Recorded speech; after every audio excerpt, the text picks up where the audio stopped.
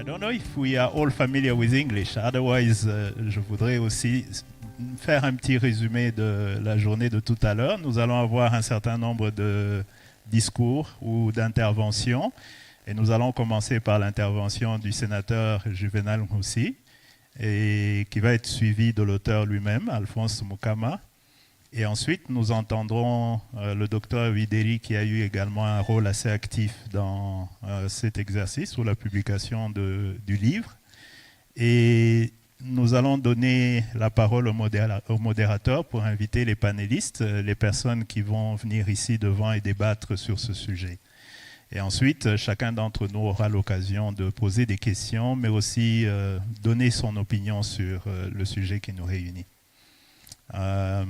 Alors, Honorable, the floor is yours. Welcome.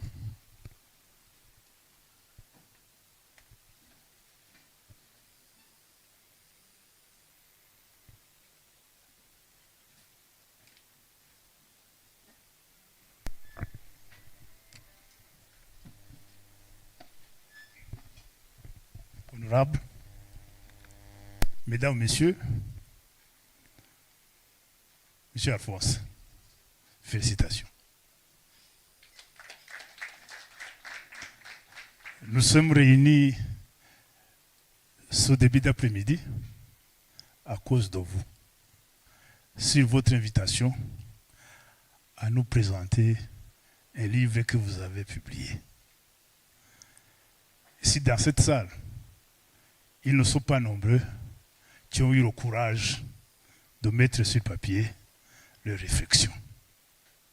Et c'est une interpellation que vous faites à tout le monde, vous autres qui êtes ici, pensez, écrivez, partagez. Le titre de votre ouvrage, vous me l'avez offert en français, c'est pour cela que j'ai parlé en français. Je parle en français. C'est Afrique, mondialisation, Rwanda d'hier et d'aujourd'hui. Quand j'ai lu le titre, j'ai pensé à quoi? C'est qu'il y a quelque chose que vous avez voulu retenir. Vous auriez voulu ajouter Rwanda d'hier, d'aujourd'hui et de demain. Cela veut dire que vous vous réservez encore une tâche dans un proche avenir à nous présenter ce que c'est le Rwanda de demain peut être. Et ça, vous le pouvez, parce que, étant donné votre formation, votre expérience et vos actions dans divers domaines, dans le domaine politique aussi, c'est-à-dire que vous avez des idées à partager avec tout le monde. Ce que j'ai aimé dans ce livre et que je voudrais que vous partagiez, il y a, en commençant, ce livre, il nous donne les grands tableaux d'où nous venons. Le début de la mondialisation. C'est la traite des esclaves, c'est la colonisation, c'est les indépendances bâclées. Ce que je peux ajouter sur ces trois, je dirais, Twiwuki. Dans toute action, souvenez-nous que la traite des esclaves, que l'Afrique est entrée dans la mondialisation à travers ce crime qui a été commis contre les Africains. L'Afrique a été confiée, s'est renforcée avec le colonialisme, avec toutes ces servitudes, tous ces vices, toutes ces dégradations que la colonisation nous a causées. Nous nous souvenons, et là nous sommes des acteurs, des indépendances que nous avons vécues avec toutes les difficultés que nous connaissons. Mais aujourd'hui, je pense que nous ne devons plus rappeler l'histoire. La responsabilité nous appartient de construire une Afrique nouvelle, une Afrique solide, une Afrique coopérante, une Afrique dynamique et une Afrique qui pèse sur l'échiquier mondial. Vous avez, et là je vous félicite de faire une grande synthèse, le monde, l'Afrique et le Rwanda. Dans votre livre, j'ai vu que l'Afrique a une superficie de 30 millions de kilomètres carrés. Et le Rwanda, environ, je vais ajouter 4 000. Il a aussi 30 000 kilomètres carrés. Donc ça fait 1 millième de l'Afrique. Et si on entre dans cette trajectoire, vous verrez que dans votre ouvrage, vous montrez que dans ce pays d'Afrique, perché sur les montagnes de l'Afrique centrale, il y a une perspective, il y a un espoir. Et un espoir pour demain. Et ça, je crois que c'est une des principales leçons que je tire de votre volonté de présenter à vos lecteurs que malgré les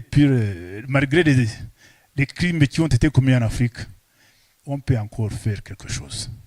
Et quelque chose peut être fait. Vous présentez le Rwanda et le Botswana comme des pays qui ont une résilience. Mais je ne voudrais pas m'attarder sur le Botswana.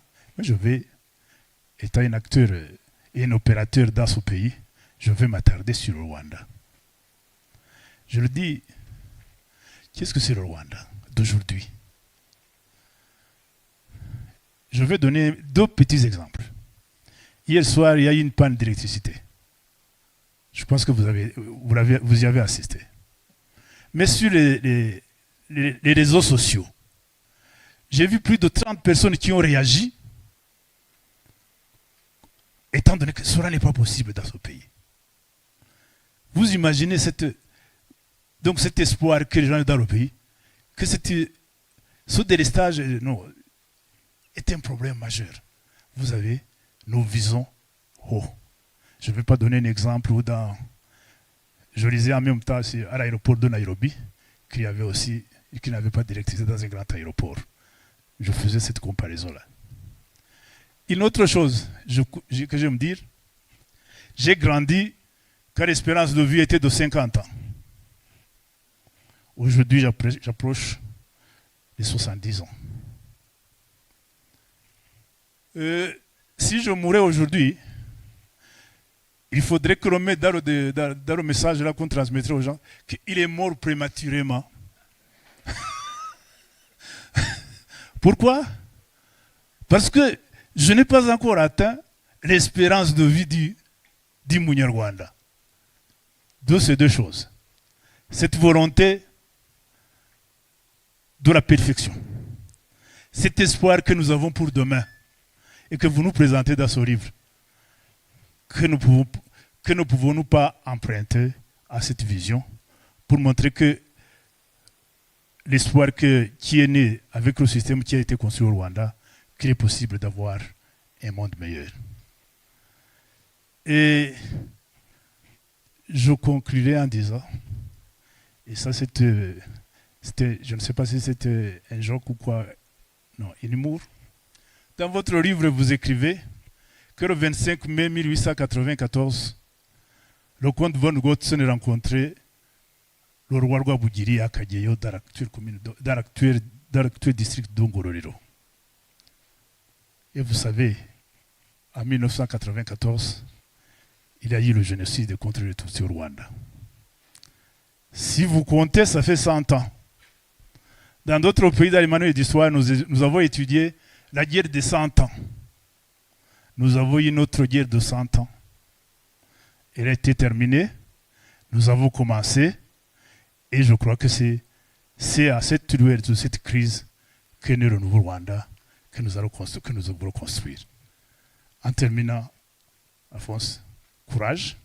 Je l'ai dit, il ne faut pas vous arrêter. Il ne faut pas vous arrêter. Vous êtes réservé.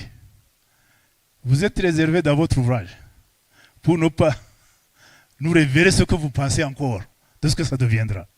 Et c'est cela que nous vous demandons aujourd'hui. Continuez et félicitations. Et je vous remercie de très bon cœur. Murakoze cyane.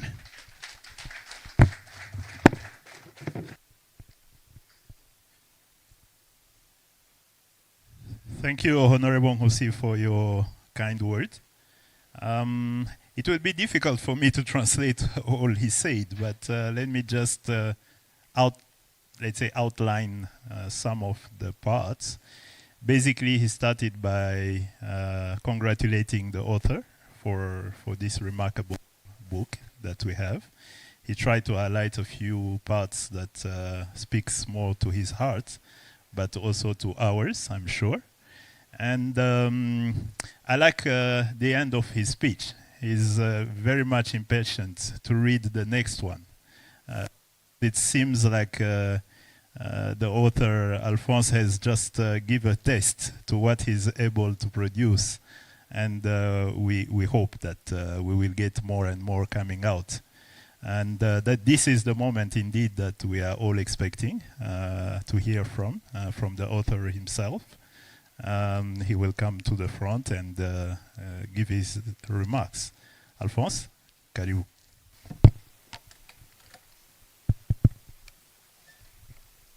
Honorable guest of honor, honorable founder and president of ULK, distinguished guests, ladies and gentlemen, welcome once again to this launching ceremony. The book has been dedicated to His Excellency, the President Paul Kagame, and Madame Jeannette Kagame, First Lady of the Republic of Rwanda.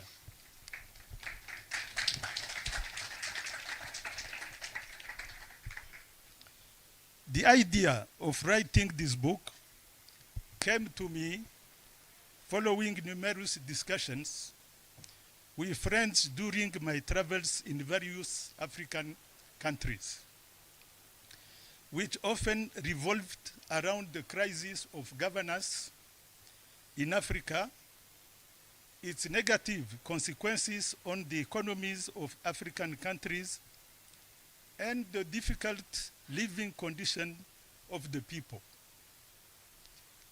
Occasionally, we also discussed the 94 genocide against the Tutsi in Rwanda, a crime against humanity whose origins are not well understood by many observers outside Rwanda. The book explains three main points.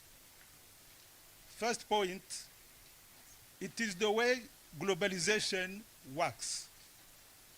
Two, the governance crisis in Africa. Three, the origins of the genocide against the Tutsi in Rwanda. That is the three main points which will be explained in these books. But there are many, many history details that which are in the book, and for those details, you have absolutely to read the book. Chapter 1 is the slave trade and the regression of Africa. This period is between 15th and 18th century. During 3 centuries, the Atlantic Economic Order was in force. Today, it has been in existence for 5 centuries. What is the Atlantic Economic Order? Simply put, it is the outcome of the great slave trade, agricultural products, and handicrafts between Africa, Europe, and America. What is the meaning of this Atlantic Economic Order? The start of the trade slave. The trade slave led to the prosperity of the business between Europe and America. It was the prosperity of plantations in America. With this trade slave, there was the creation on the shore of the Atlantic Ocean of the economic world we have today.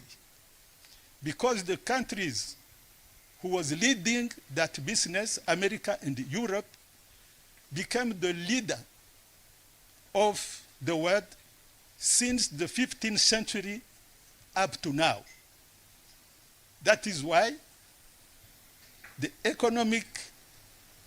World Economic Order in which we are living has now 5 centuries of existence. Those who know history very well, they will tell us how many centuries the Rome Empire, I don't know, they call it the l'Empire Romain.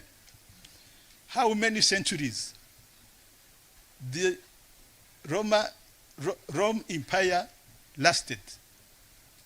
Somebody will tell us during the discussion. But the economic order we have now has done so far 5 centuries. And we don't know how many centuries again it will last. It can be 7 centuries, 10 centuries, 15 centuries. I think nobody knows. That is for the first chapter. Now the chapter 2 deals with colonial occupation and accumulation of capital. That is the 19th century.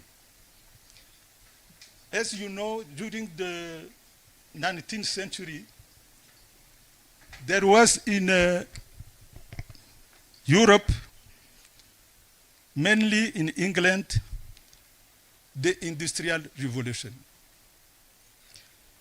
Globalization began in the 19th century as a result of mass production of various commodities and the need to source bigger markets beyond America and Europe.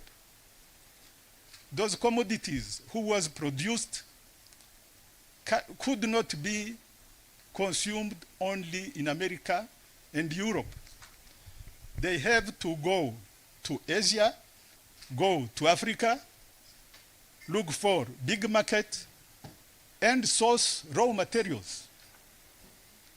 They needed a lot of raw materials, and they came to get those raw materials without paying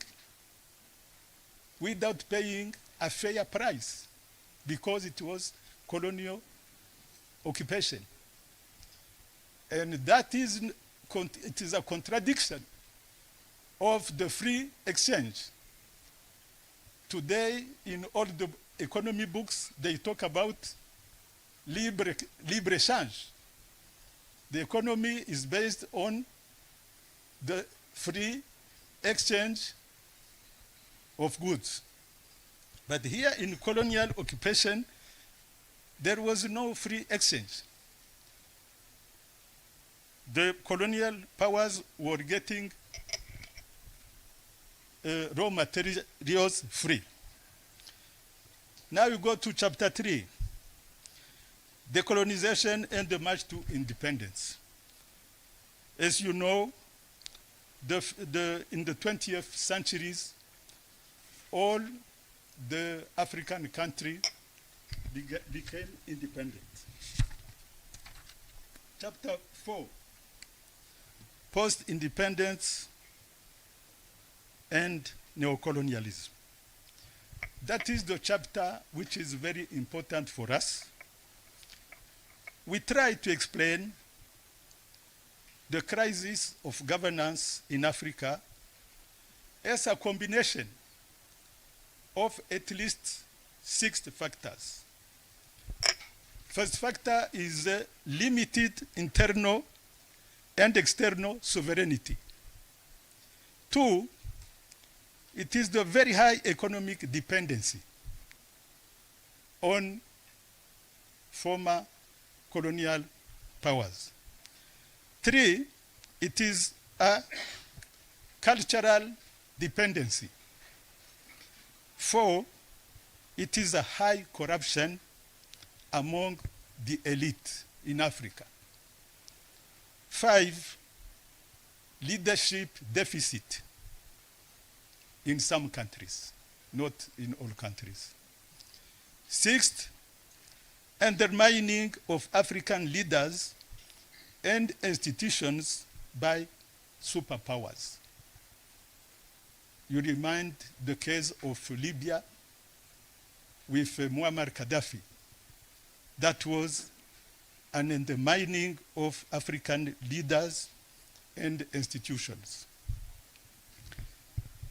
As an example of leadership deficit, we talked about Rwanda.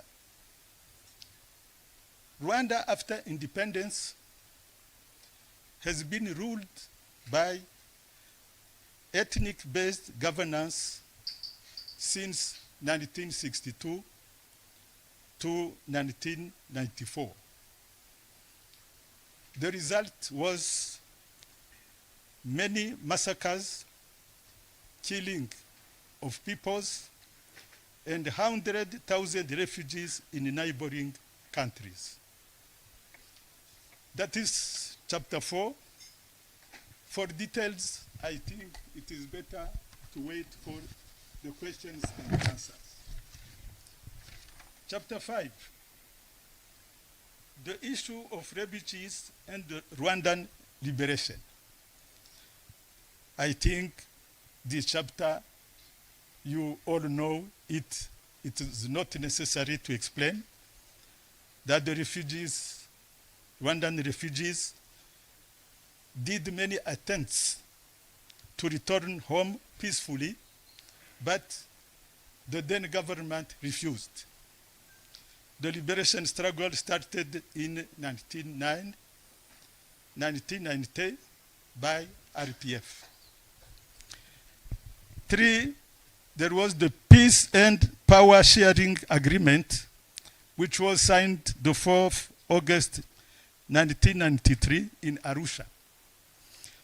But it was not implemented because immediately there was the genocide against the Tutsi. What I can say about the genocide against the Tutsi is that every genocide is denied during and after its execution.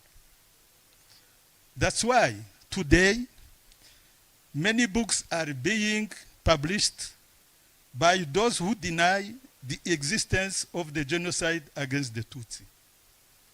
And they has many tricks to deny the genocide against the Tutsi. And sometimes it can confuse people. They will talk about double genocide. They will talk about genocide in Congo. But all those stories are just a way of denying the genocide against the Tutsi in Rwanda. That's for chapter 6.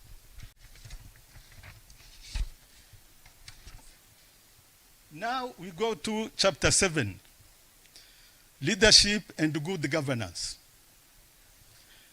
We have selected Botswana and Rwanda because they are in the top 5 countries in Africa with zero tolerance for corruption. That is why we selected Botswana and Rwanda as models of leadership and governance. Another point is that the two countries have very good socio-economic indicators and a special focus on the poorest. Personally, I am very interested by the socio-economic indicators more than the economic growth. The economic growth is for World Bank, IMF. When there is a high growth economy, they applaud. But the socio-economic indicators sometimes are just put aside. Now we come to chapter 8. Fast-tracking Africa's political and economic integration. You know how OAU started. After OAU started, there was the signature of the Abuja Treaty, 1991. In that treaty, Africa was supposed to achieve political and economic integration by 2025. Now, we have only 1 year to go, and Africa is still far from that target. That means that there has been a lot of delay. Why? I don't know. But what we can say, time is not in our favor. If Africans want to perform in this globalization, which is very tough, if Africa wants to advance in this globalization, which is very tough, we must work for political integration, and we have to fast track. Otherwise, we will be lost. We don't have time. Time is not on our side. And it is, I think, the role of civil society all over Africa to make noise and say that this African Union has to fast track. Now, coming to chapter 9, taking advantage of globalization. There is some countries which took advantage of globalization. We can just talk about China.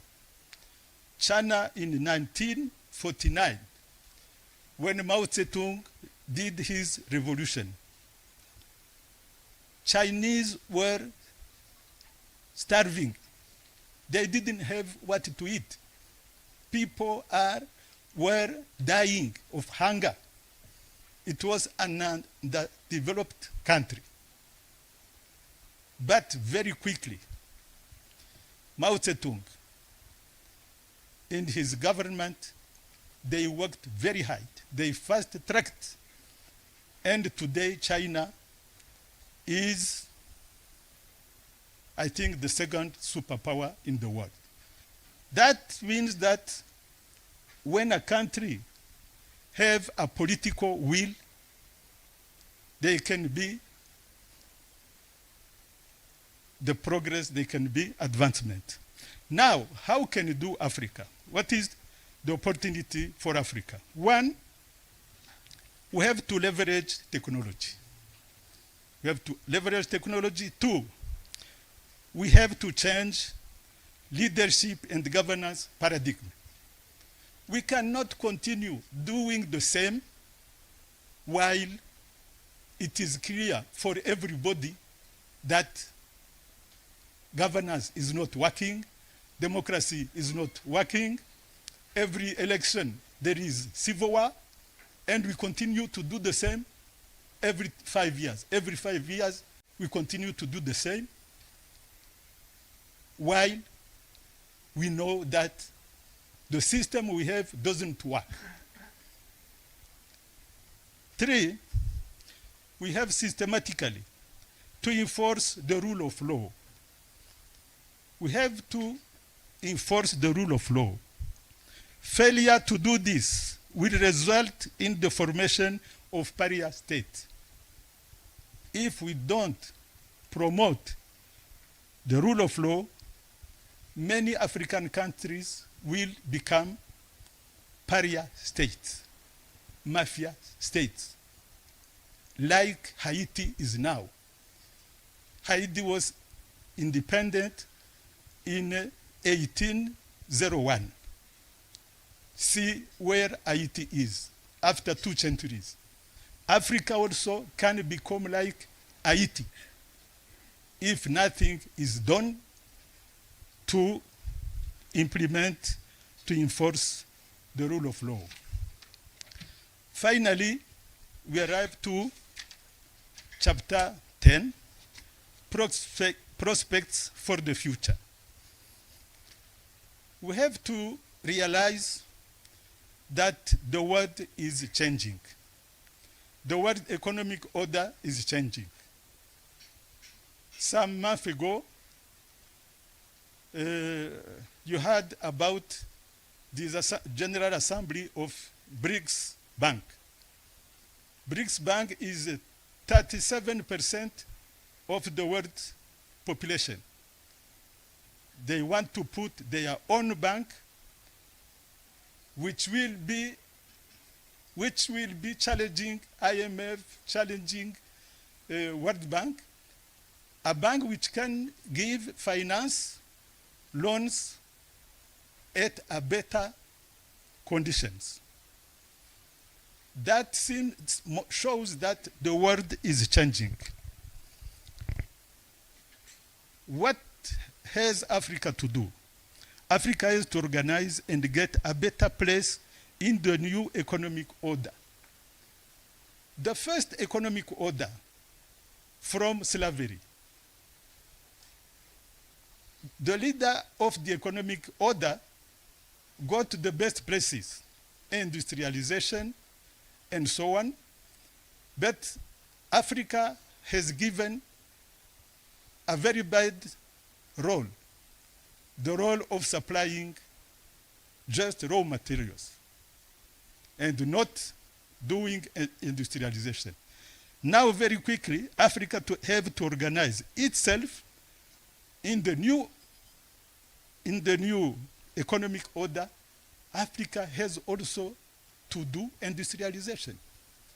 And we have signed here in Kigali in 2018 the African Continental Trade AFTC. It was signed here. But now, it has to be implemented. And we have to fast track to implement it. And in conclusion, we say that African populations deserve a better life. Thank you very much for your attention.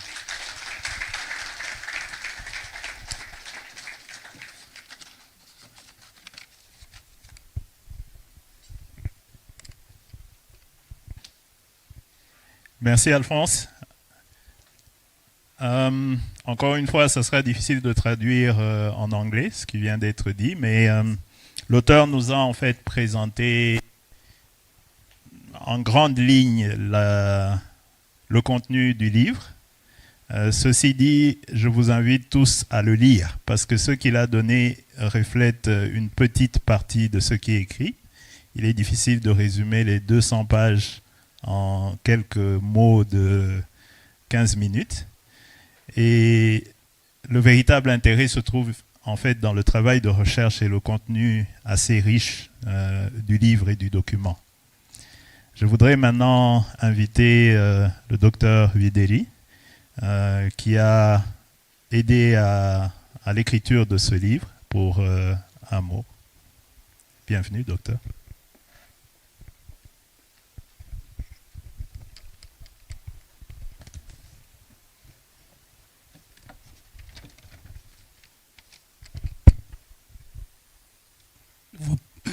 me permettrait de m'exprimer en français,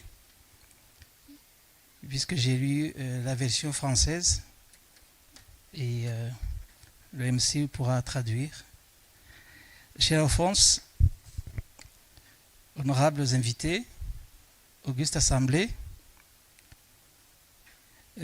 mon petit mot est un hommage à l'auteur, à Alphonse, à son ouvrage, à son livre. Le livre d'Alphonse est à la fois un essai, un traité, un manuel, et vous pouvez ajouter d'autres qualificatifs. En écrivant ce livre, Alphonse fait honneur au Rwanda, il fait honneur à l'Afrique. Pour être un ouvrage, un essai, un traité, un manuel, il a fallu que Alphonse soit outillé pour naviguer dans l'histoire, la politique, l'économie, mais que tout soit poussé par un levier à la fois scientifique et militant. Esclavagisme, colonialisme, néocolonialisme, tout ceci peut résumer le mal de l'Afrique, mais on ne pourrait pas comprendre ce phénomène sans voir qu'il y a eu plusieurs protagonistes à cette histoire, à cette mésaventure africaine. Des Africains ont voulu libérer l'Afrique et ils ont payé le prix. Mais des Africains ont vendu aussi l'Afrique et hélas continuent de vendre leur pays, leur peuple. Un dirigeant qui met à la merci son pays, le vend au meilleur offrant est pire qu'un esclavagiste portugais, espagnol ou arabe. Le livre d'Alphonse est un écho à la libération complète de l'Afrique et des Africains, une libération mentale, culturelle, comme le dirait Aimé Césaire ou Léopold Sédar Senghor. Je fais référence à ce qu'ils ont appelé la négritude. Ce qui signifie la négritude est la simple reconnaissance du fait d'être noir et l'acceptation de ce fait, de notre destin de noir, de notre histoire et de notre culture. La négritude et l'émancipation vis-à-vis de l'assimilation. L'émancipation ouvre à la résilience, self-resilience, Kwigira, et à mon avis, sans trop vouloir influencer le prochain livre d'Alphonse, il pourra se poser la question et trouver la réponse. Pourquoi le modèle politique et économique du Rwanda est une réussite aujourd'hui? Ceci, lorsqu'on lit plusieurs rapports internationaux, on voit que le Rwanda a fait des pas.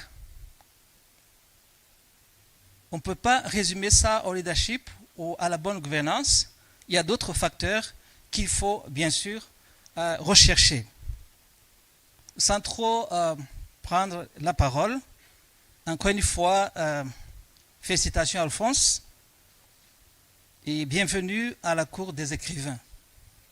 Merci beaucoup.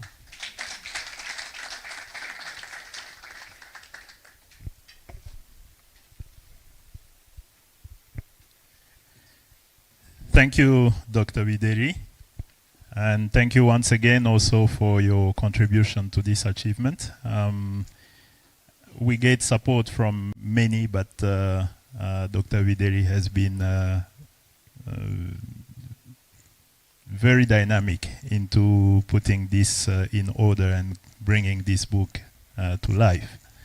So thank you once again. Now we would like to open the floor to the panel discussions, and I'm inviting John Sendanyoe for inviting the panelists. Welcome.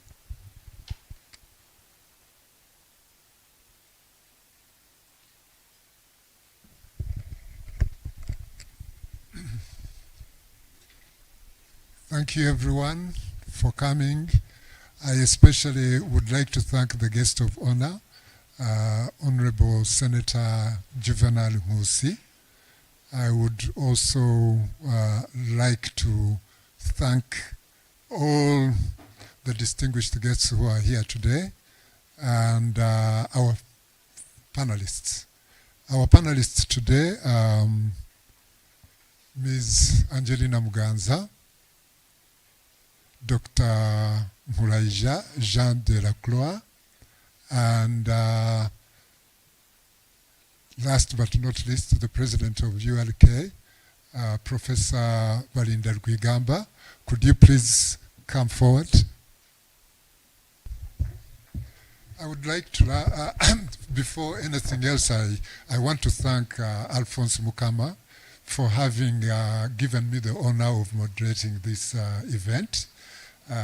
Mine is really very easy. It's just to give word to each of the panelists to provide their views and observations on this excellent book that Alphonse has prepared for all of us. A book I think that is an excellent addition to a wide knowledge base that is going to be very, very interesting for future researchers. In introducing the panelists and the panel discussions, I'll begin with Professor Balinda Rwigamba. Professor Rwigamba, who is our host today as well, is the founder, president of ULK. Among many other things, Professor Balinda holds a PhD in African languages. He has a very rich, very varied experience as an educator in DRC and Rwanda. Prior to founding ULK, Université Libre de Kigali, he had also founded the University of Goma in 1990. He subsequently founded ULK in 2012. He has been a senator. He was a senator from 2002 to 2011. He was also president of the Association of Private Institutions of Higher Learning in Rwanda from 2003 to 2014. Professor Rwigamba will speak on the role of education in the context of preparing Africa for the next phase of globalization. I do not want to take away his thunder. I would simply invite Professor Rwigamba to address all of us about Alphonse's book. Thanks, Professor, and welcome. Thank you so much. It is a great pleasure for me to be invited. Let me first of all say, honorable members who are here, let me thank you so much. And I take this opportunity to thank the author of the book, Alphonse Mukama, Alphonse Kayiranga Mukama, for this excellent book. This book will help many people to understand really their responsibilities to become leaders, managers, and cadres of transformation. When he called me this morning, he asked me if I can talk about education. Education is really the pillar, is something which is the foundation of the solution of all these problems. But what kind of education? What type of education? This is the first question, which is so important. We speak of education, education, education. But for myself, we should really think about the real concept of education. The education should be a complete education. What is a complete education? It is an education which combines science and conscience.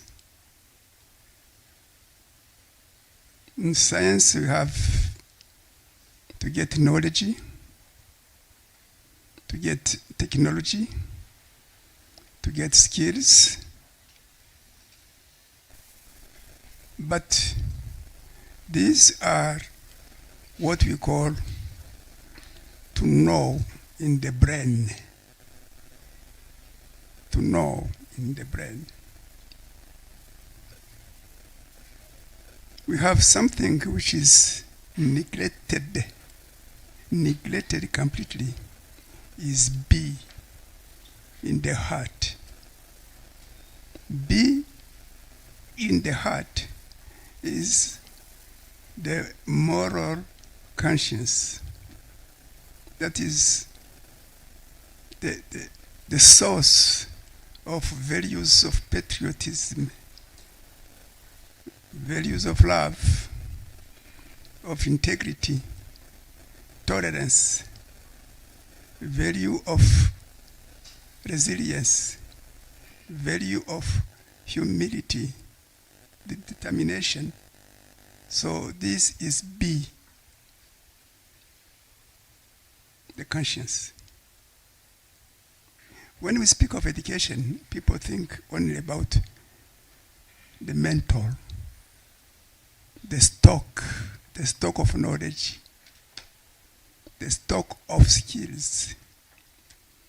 When you come to performance, to real life, you see people having the stock, but lacking the foundation. In French, we say, la combinaison du savoir-être, du savoir-faire. La combinaison du savoir-être et du savoir-faire. Voici une personne bien éduquée. If I can translate this in English, the combination of knowledge, competence, and of B in the heart, having these values of love of people, of love of God, of love of your country, values of integrity, honesty, humility, democracy, all these values. And the combination of know-how in practice.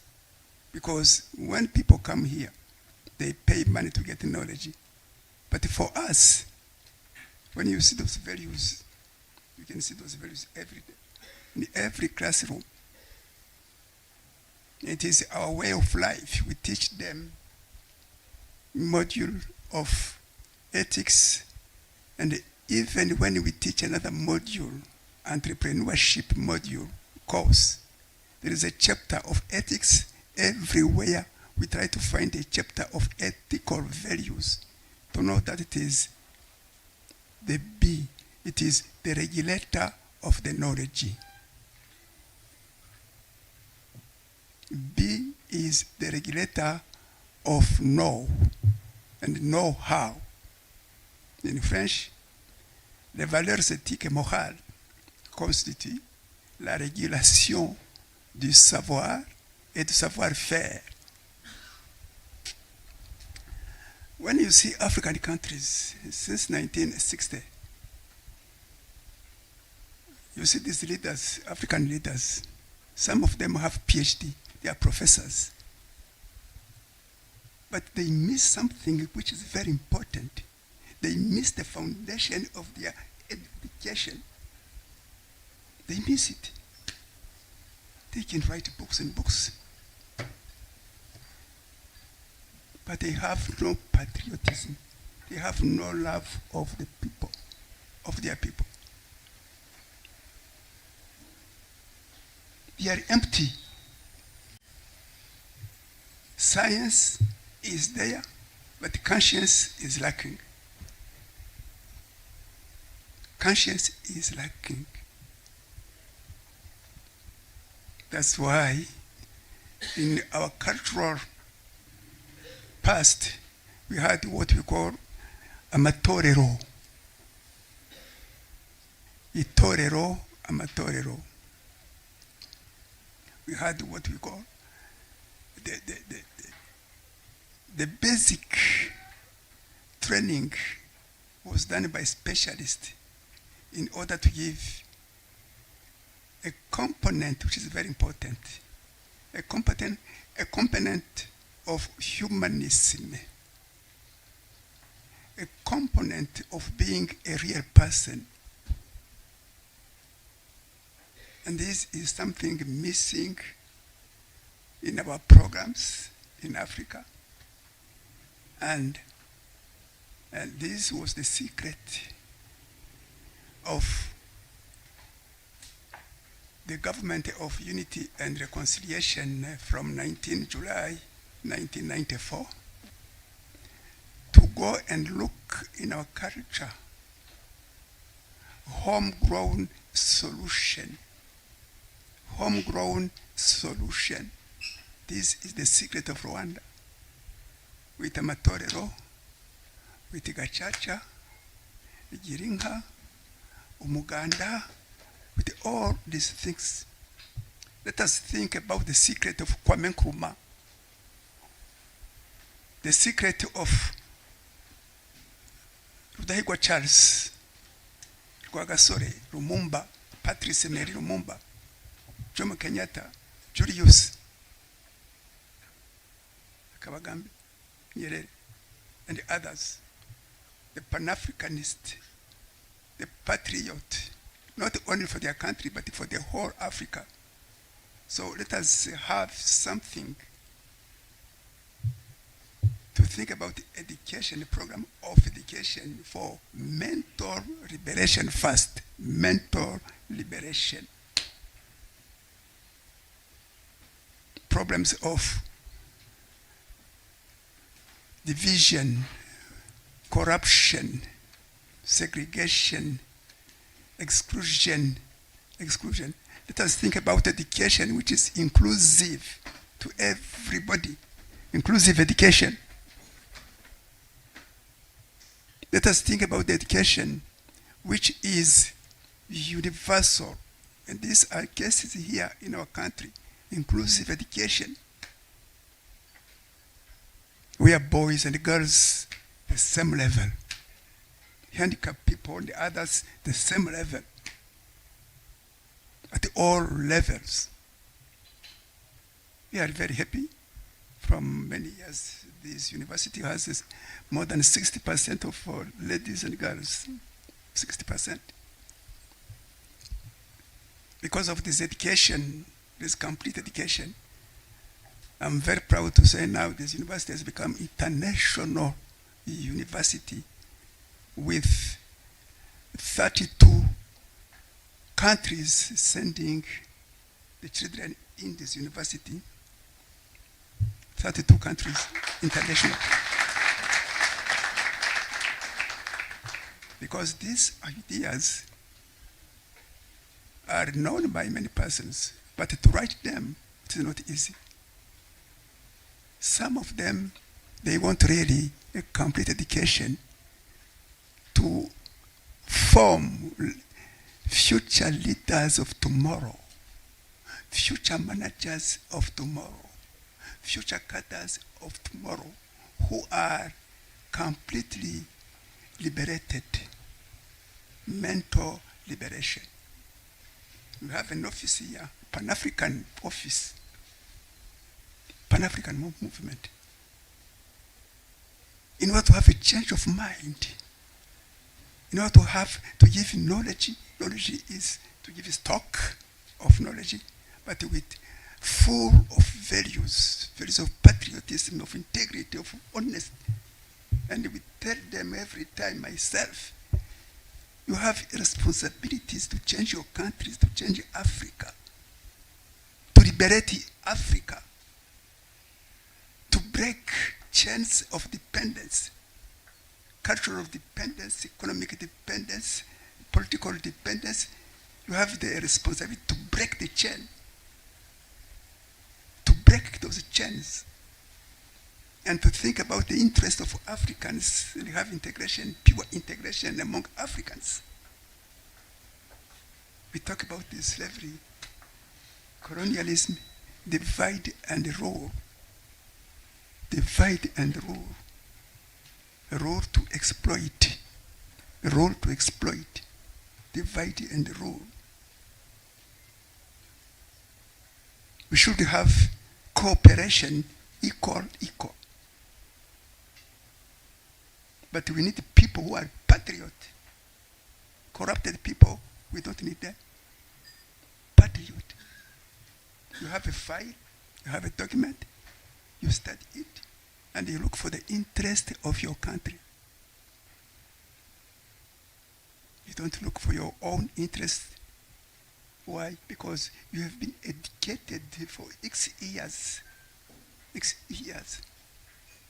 In that vision, in the vision of transforming Africa to be an excellent continent. Yeah, but unfortunately, many higher learning institutions and secondary schools and others, they don't put much emphasis on the ethical values, on conscience. They think education is science. In French, we say, la science sans conscience n'est que ruine de l'âme. La science sans conscience n'est que ruine de l'âme. Science without conscience is a destruction of your soul. You will finish to Mageragere prison.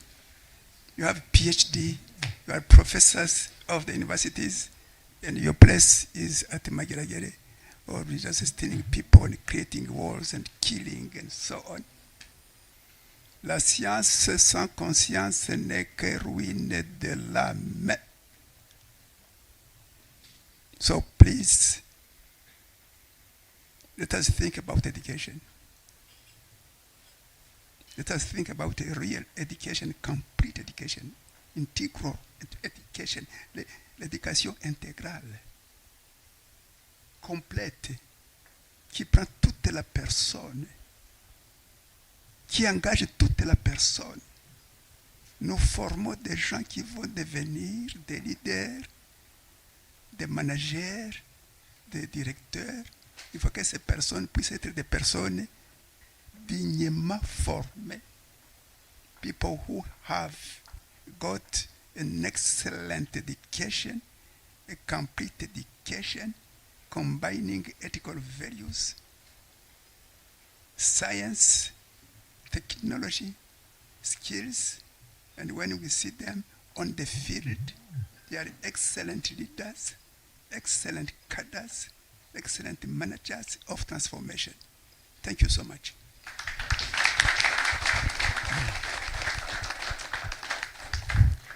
Thank you, Professor. I think some of the things we get out of this is, one, knowledge without conscience, as the professor said, is very destructive.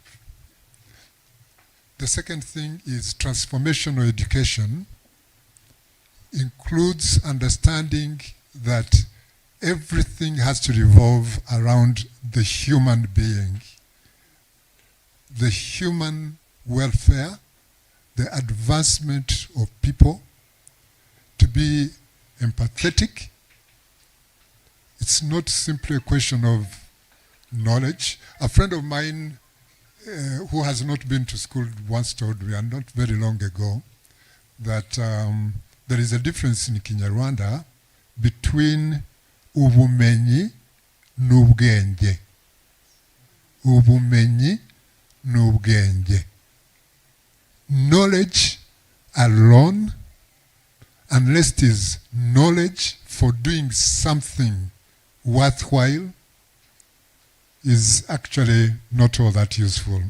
It has to be related to what you use it for, knowledge and wisdom. And I think that is exactly what Professor Rwigamba has been talking about. I doubt that Rwanda would be where it is now, given our history, and it is not long ago history, unless we had educators like Professor Rwigamba, who knew exactly that educating people in technical studies without also giving them the ethical values, the moral values that they would be able to use together with the knowledge that they had acquired to deal with human problems would not have taken us very far. I thank you so much, Professor. The next panelist will be Dr. Muraija Jean de la Croix. The Dr. Muraija is a senior lecturer at the National University of Rwanda. He has also been Dean of the Faculty of Social, Political and Administrative Sciences, as well as Dean of the Faculty of Media and Social Sciences, and he has held many other academic and professional roles. Dr. Muraija is, among many others, a member of the Audit Committee of the Pan-African Movement, of which Professor Rwigamba spoke and said that they've got a seat here at the university. The Rwanda chapter of the Pan-African Movement. He has been the chairperson of the Social Sciences and Humanities Rwanda National Commission for UNESCO. He has also been chairperson of the Economic Cluster Commission of the Southern Province of Rwanda. I come from there, so I really, I'm very grateful for everything you have done for that. It would take me extremely long if I started talking about the very many things that Dr. Muraija has done and continues to do. I will only say he's going to speak on the alternative strategy for Africa's development. What are the implications for Africa of the current fast-paced changes in the global geopolitical landscape, from the unipolar to the multipolar world?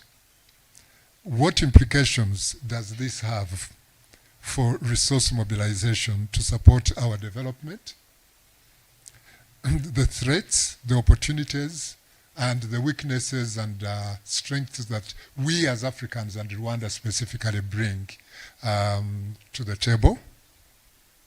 What do we need to do to diversify our relationships in a dynamic global political environment that is moving very fast from a unipolar to a multipolar world?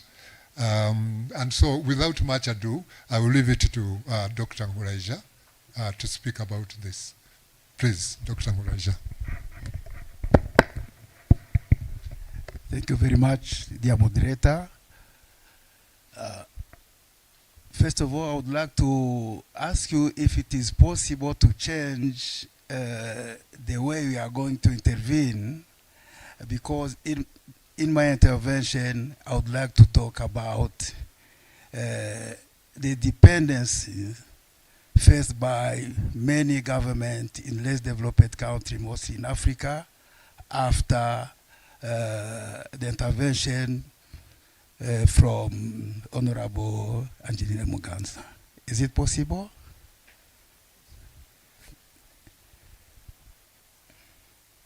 I think we we can change Yes. as long as we remain on the topic Thank you as very it much. relates to Thank you very much. Alphonse's Thank you very much. excellent opus. Thank you. Because I think she is going to talk about governance and how governance was sometimes destroyed or neglected by the global system today. Thank you so much. If you allow me, let me introduce Madame Muganza.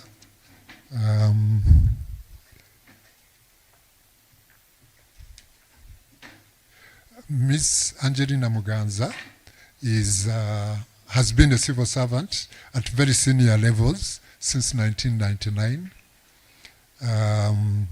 She was in the Ministry of Gender and Women Promotion.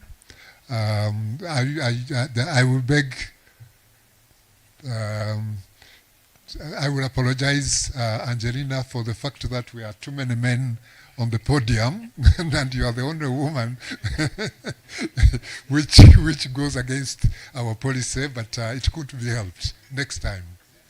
Yeah. So Angelina has also been Minister of State in the Ministry of Public Service and Labor. And in that role, I had the privilege and honor to work closely with Angelina Muganza in my previous life as an International Labour Organization official. She has also been National Public Service Commission leader. Ms. Muganza has a Bachelor of Science in Agriculture and holds a Master's in Social Sciences in Gender, Culture and Development. Angelina's presentation will move us from the rather abstract, which you have been on today, to the substantive. In other words, her presentation will really be where the rubber meets the road, as they say. The granular. When we talk about leadership and governance, we are really talking about how we build human capital and eradicate poverty in a real sense. Development is useless unless it is people-centered. If it does not help to move forward people's welfare, it's not development. I think Professor Balinda said it very well. We've got a lot of educated people in Africa, but most of them actually lack ethics and values that put the human being at the center of everything they do. We see it everywhere around us. I'm not going to name names, I mean countries and things, but I think you know what I'm talking about. So, Angelina Muganza will be talking about how it is really done in Rwanda, and it is the way it is done that has helped propel us from a failed state in 1994 to where we are today. We are not exactly where we want to be, but we are a long way from the abyss in which we found ourselves in 1994.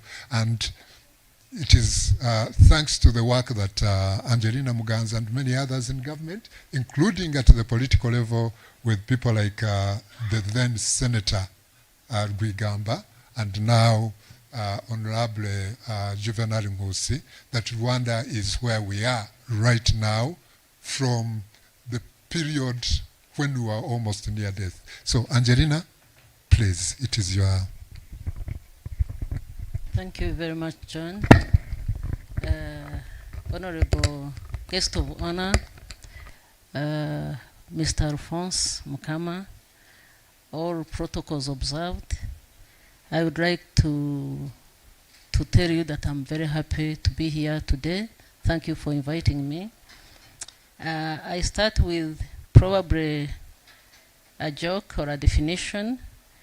After listening to Professor Barinda and all the eloquence that he put into his presentation and all the knowledge and wisdom, I would like to share with you something that I read, just a statement, the difference between wisdom and knowledge. Somebody said that it's common knowledge that a tomato is a fruit. We all know a tomato is a fruit. Urunyanya n'urubuto burya. But it takes wisdom to know that a tomato will not be put in a fruit salad, but in a vegetable salad. Nubwo urunyanya ari urubuto, ariko rujya muri saladi y'ibibabi, ntago rujya muri saladi y'imbuto. So thank you for what you shared with us. When I was asked to talk,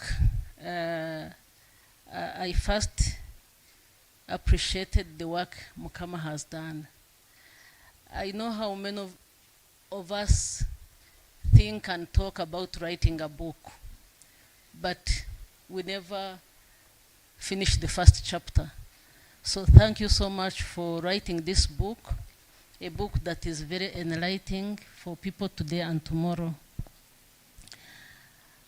I thought of talking about Rwanda, as you said, Rwanda, yesterday and today, but I thought of talking about human resource management, because this is what I have done within the last 15 years. Looking at your book and what you have mentioned, I realized that there is it's important to underline governance within the context of human resource management. In a country like ours, we know its past, we know its present. I wanted to bring to the attention of people here present that in the past, we know this country had many illiterate people, had very few graduates, had very few high school graduates, and the government, in hoodwinking the people, in telling lies to the people, it used to have slogans like umurimo ni ubuhinzi, ibindi ni amahirwe. The work is being agriculturist, the rest is by chance. And actually being agriculturist was more by chance because we depended so much on rainwater. Rarely did they even talk about irrigation or other technologies that would make agricultural production very successful. So in a context like that one, where very few people were educated, we had also very few people who were employable, if I may say. But the employability of these people, also of the Rwandans, depended so much on who knows who. And this is exactly what I wanted to talk about. So Rwanda yesterday and Rwanda today, employment in this country, this is the part of governance that I want to highlight, because governance is a wider topic. So I wanted to talk about employment of civil servant, which goes also to employment of people in the private sector and in the civil society, because always the government is an example to the rest of the institutions. So in this country, we know very well that employment of civil servants, of government public servants, depended so much so on who knows who, not what one knew. This is why there was high level of nepotism. To get into a government position, you had to either come from an ethnicity that was preferred, or a region that was preferred, or at least to be a daughter and a son of who in the society. Failure to do that, probably you had to have good money, or a cow, or a goat, or something to give to somebody who would be hiring for the civil servant or for government institution. This characterized this country from the time of independence up to 1994. I think we have always heard of some officials who would say, how can you get into school? How can you get a job if your Mwene Rukweto, when Mwene Burugumestri has not had the first priority. So this type of nepotism, this type of corruption characterized this country so much so that it had gone to the limit of bad governance that people could receive from their own government. What happened with the government of national unity, and as we often hear from His Excellency, our President, we've made a choice. We've made 3 choices in brief: to be united, to be accountable, and to think big. All that indicates or summarizes the governance approach that we have made a choice to be. And within the accountability, that's where the government made a choice that whoever is looking for a job in the public service must go through some system in place. I'm proud to mention to you today, and I think I'm telling you what you know because I see familiar faces here in government, in parliament, in the private sector. The choice we have made is to give all the Rwandans equal opportunity.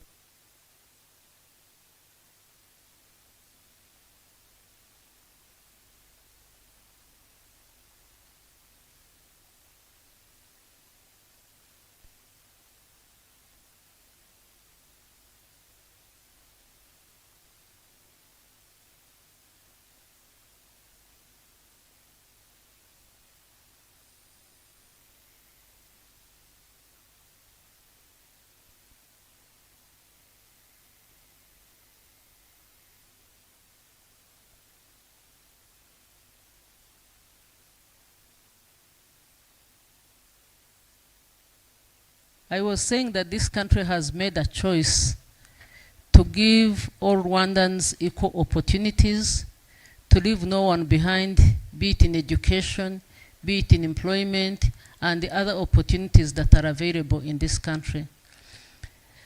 As regards to employment, the choice we've made is to give all job seekers an equal opportunity to employment through a selection process. This selection process, as you may know, presently it is even digitalized, so that if any government position is available and vacant, it should be known by every Rwandans, be they in Rwanda or even abroad. This is why we chose to use what we call e-recruitment, so that every Rwandan should know and may know that there is a vacant position. After all that is done, we go through a competition process whereby all the candidates are given equal opportunity again to sit for oral or written interviews. And there is also a process that whoever feels grieved or has any grievances can appeal to the government through the National Public Service Commission, so that nobody can miss an opportunity if she has the ability to get employed.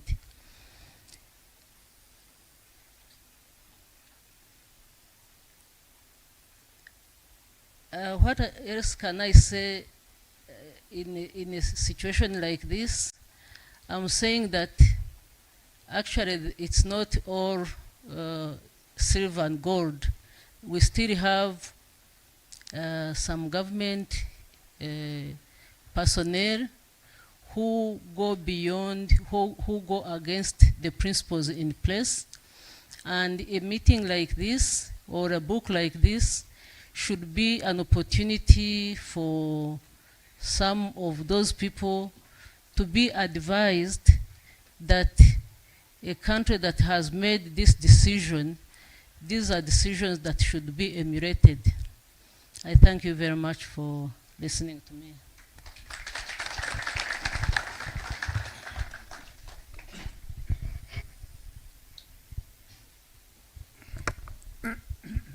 Thanks, Angelina, for, as I said, Angelina's presentation was on the granular, the substance, how in practice Rwanda has actually moved from where it was in 1994 to where we are now.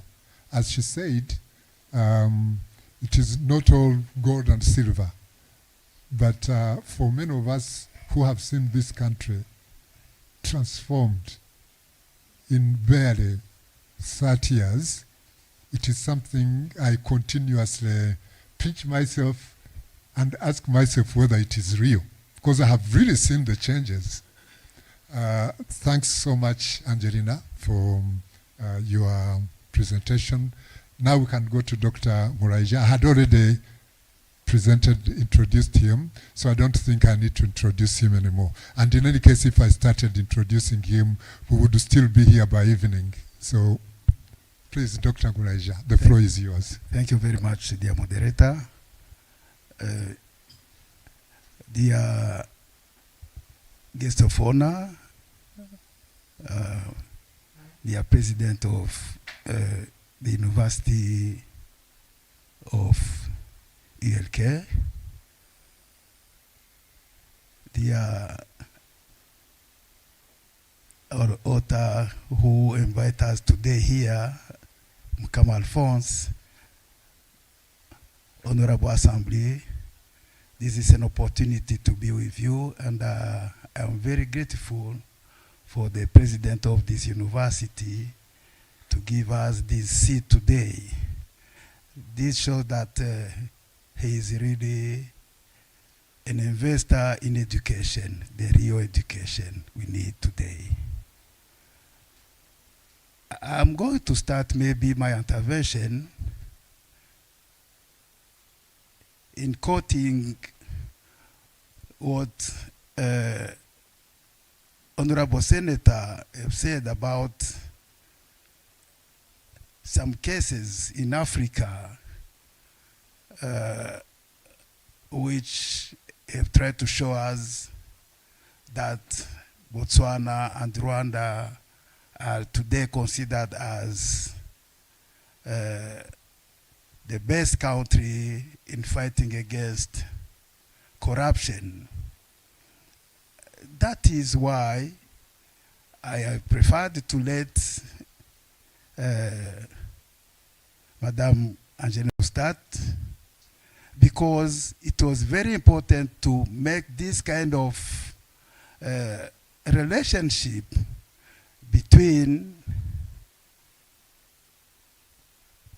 what we have observed until today here in Rwanda and elsewhere in Africa in terms of leadership and good governance. If really Rwanda and Botswana are among the few countries with a good and strong institutional good leadership, it is because those countries are considered as the developmental state and not the patrimonial state or neo-patrimonial state. Angelina Muganza have thought about nepotism, clientelism.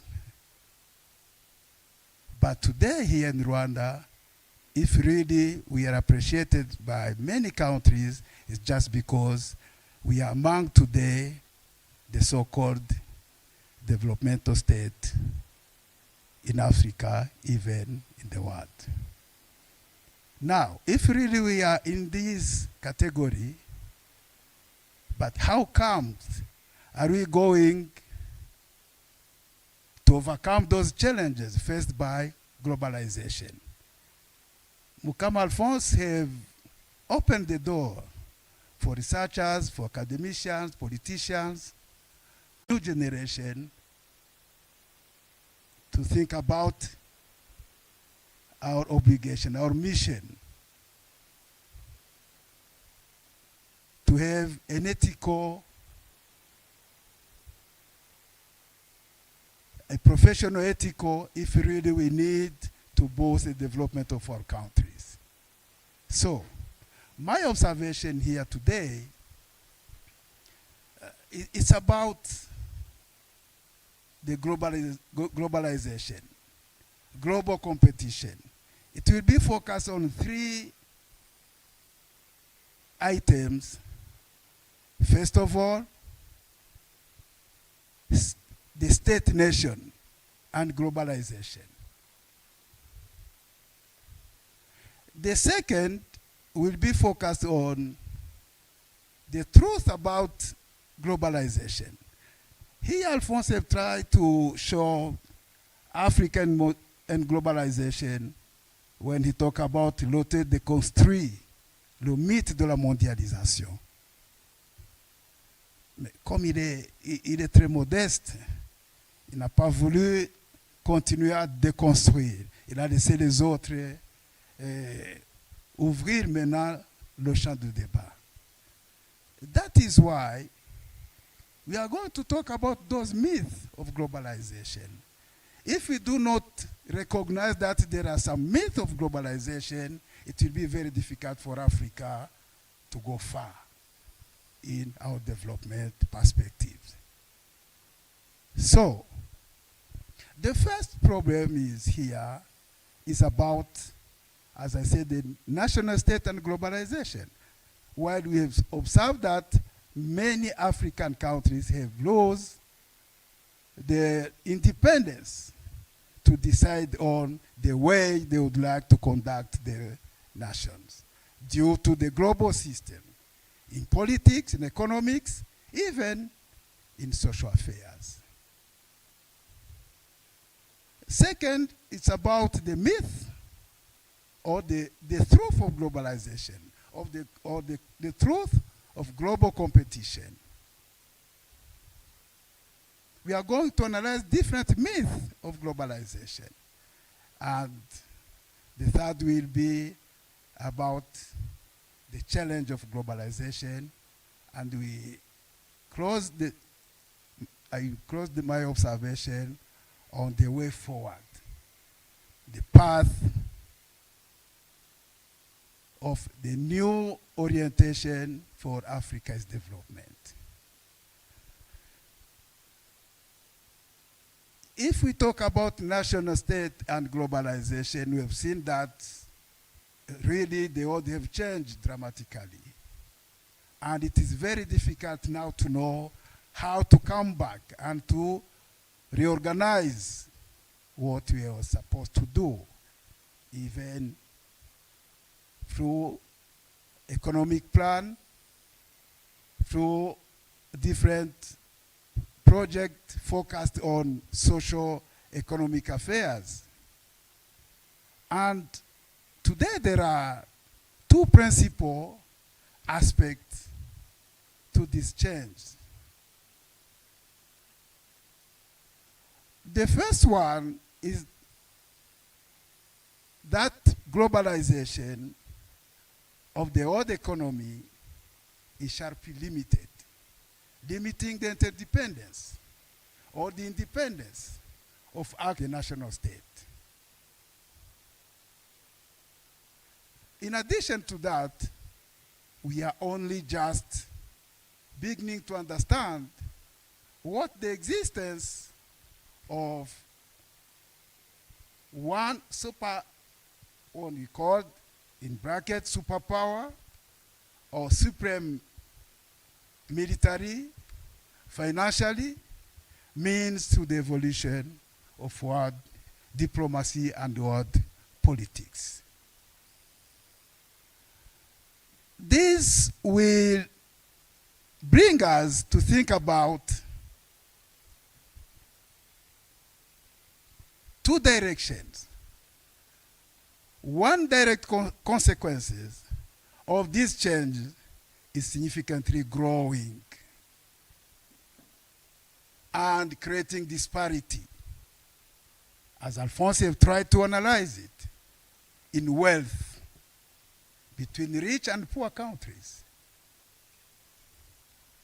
or in countries worldwide. It is very important to think about if really globalization can reduce poverty, can contribute to the welfare of the society, can reduce the issue of unemployment, it will be welcome.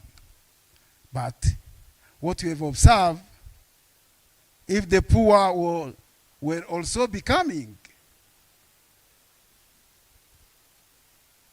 compared to others, to the rich societies, in many cases, it is not what we are observing today. What we need today, what we need is that government must fashion their policies to meet the wishes of the international marketplace. There are fundamental differences from earlier time, which is totally different.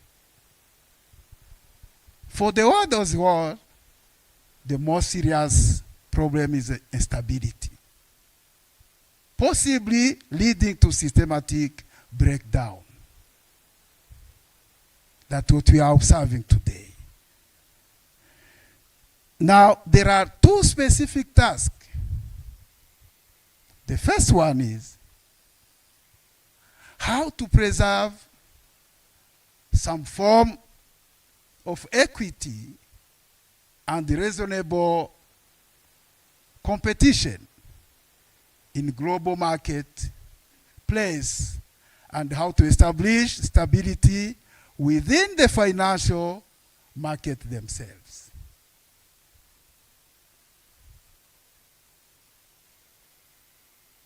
Secondly, for poor countries, how to protect themselves and advance the welfare of their own people in unpredictable world is a major challenge, and very often a major problem.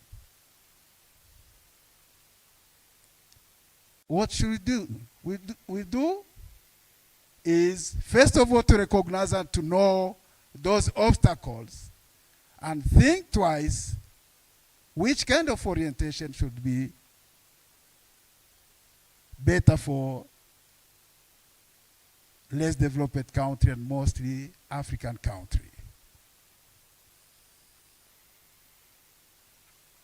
Here, let's first of all, before thinking about strategies, go to the truth of global competition. Two things of fundamental importance to each and everyone of us of now can think on how are we going to solve those problems. First, will people and communities control their local resources and economies and be able to set their own goals and priorities based on their own values and aspiration? I don't think so. Come again to the issue of values. Values of global system where state is absent. Or will these decisions be left to global financial and corporations that are blind to all values save one instant financial returns? Today we are talking about financial issues. Lastly, the last question is, and each of us should know what Mukama Alphonse have led others to, the readers to think about it. Will the sustaining resources produced by the regenerate capacities of our planet is ecosystems be equitably shared to provide for the material needs or for all of us who inhabit this beautiful planet, as well as our children and their children into the 7th generation and beyond. We are thinking about today, but we forget to think about tomorrow for the future generation. What will happen if we are not in the situation of win-win cooperation? That is why economists, politicians, corporate spokespersons, and the media have for years been touting the benefit of global economy. Yes, we pray for global economy. But what is the end? The end is not the economic growth, as Alphonse said. The end is the well-being of the citizens. Growth is necessary, but is not sufficient. What we need is economic development. And economic development equals growth plus change, meaning that we need change. We need economic growth which can contribute to the socio-economic transformation of our citizens. Now, what are the observations? First, economic globalization is causing severe economic dislocation and social instability. The technological change of the past few years have eliminated more jobs than they have created. And today we are going in the area of artificial intelligence, where robotism will replace human in terms of job opportunities. Higher profit no longer mean more job security and better wage. Globalization tends to do or to link the fate of corporation that fate of its employees. Finally, they admit that growth in GNP is a valid measure of human well-being and progress.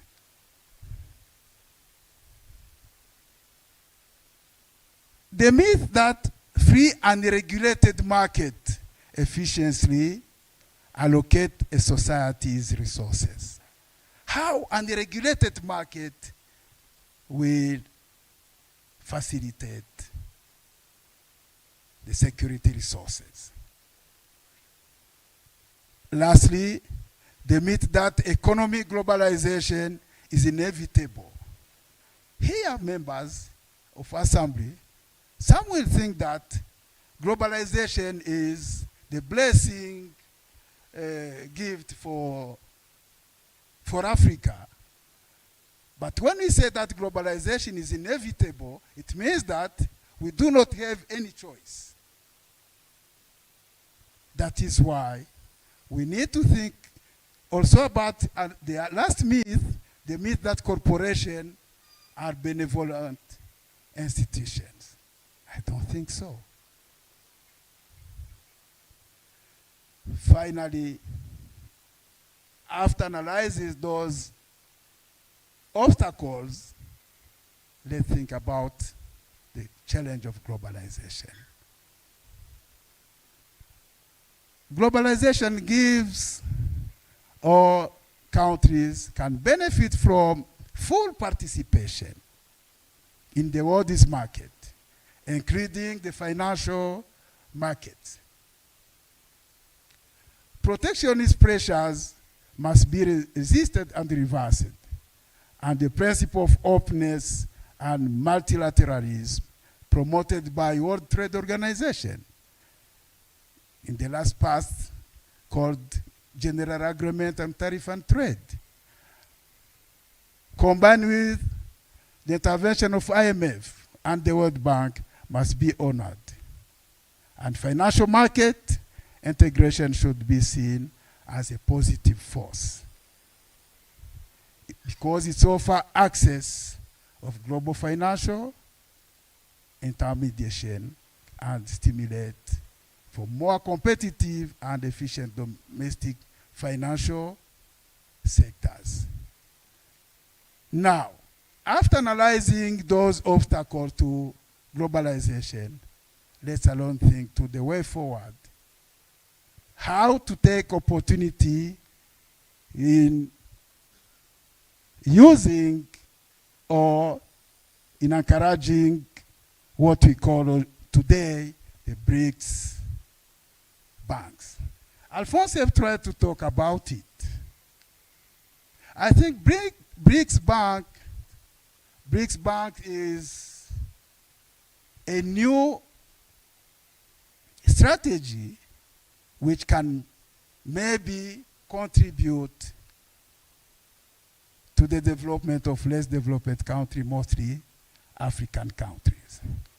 That is why we are talking about the path of new orientation strategy for Africa.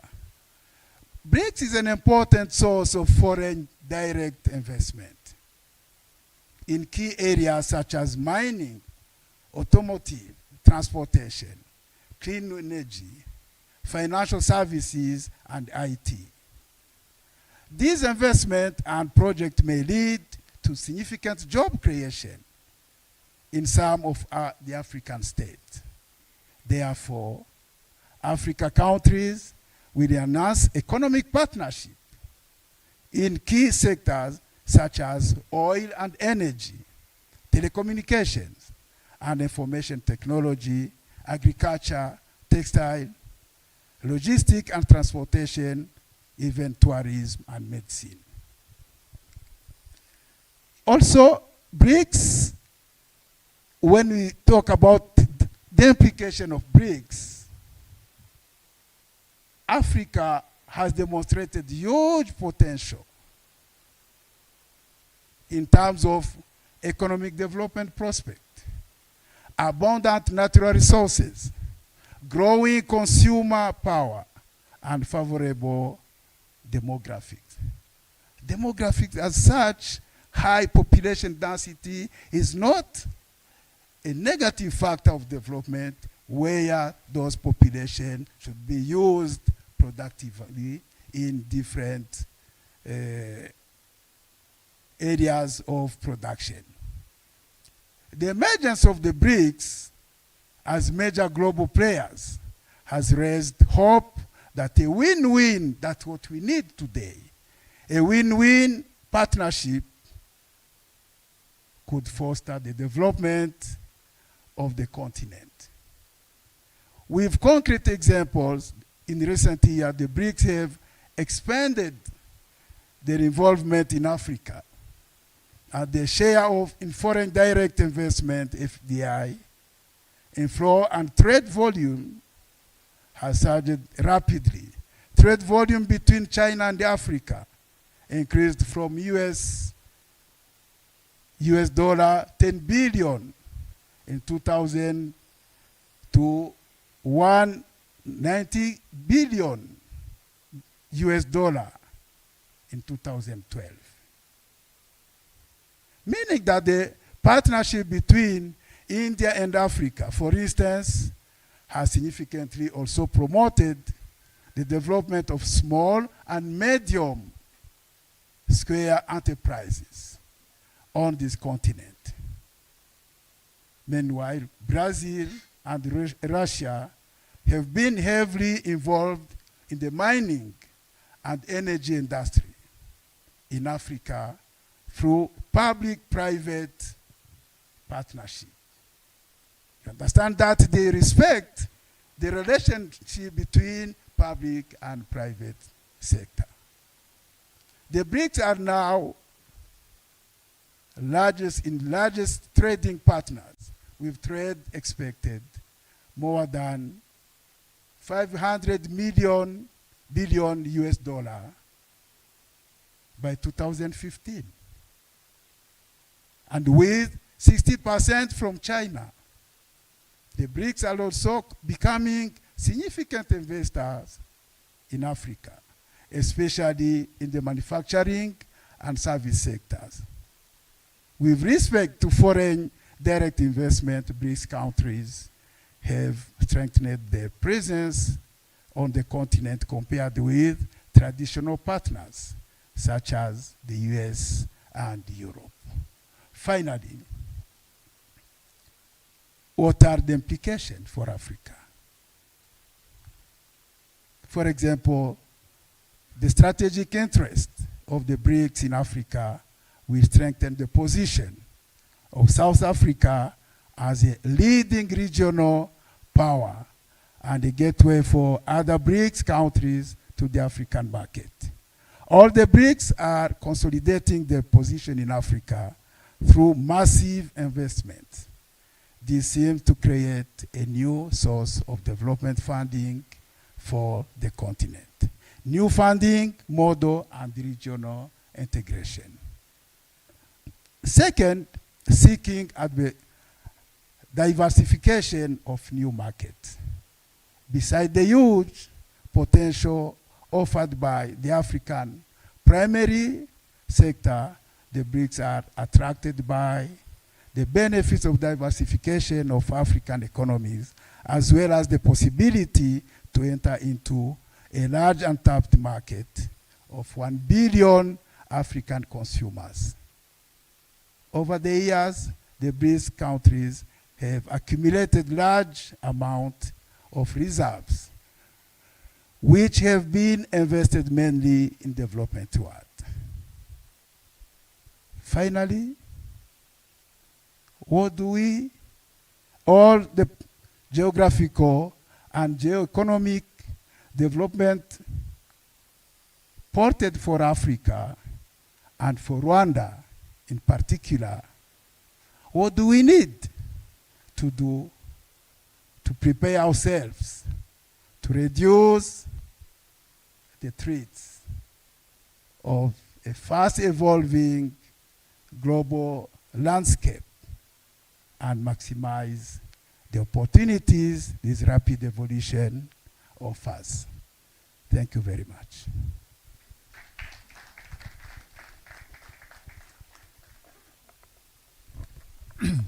I think we all should thank Dr. Ngulaija for an excellent panoramic view of the issue of globalization, its opportunities and challenges, and what it implies for us in Africa, the challenges, the opportunities, the various dangers that are implicit in what the geopolitical evolution, current geopolitical evolution means for us.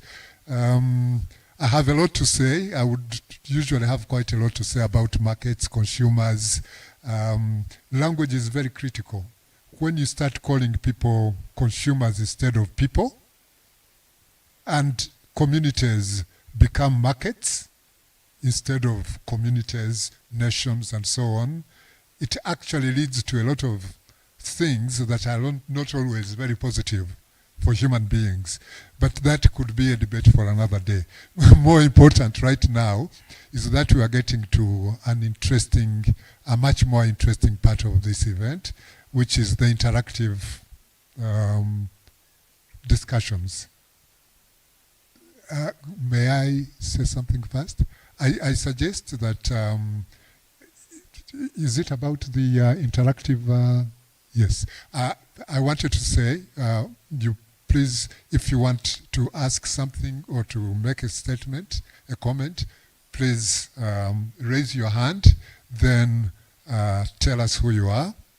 And then if you have a specific panelist you are addressing it to, or probably to the author, or to Dr. Bideri, or to Honorable Musi, tell us so that we can, yeah, please.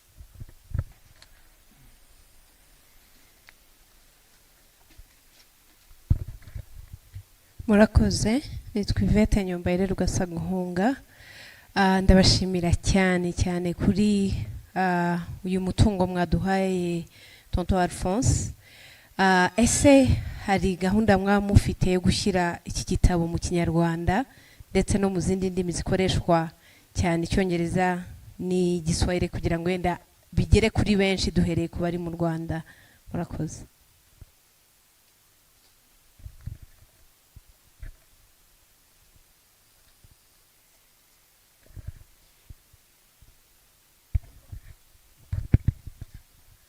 Murakoze.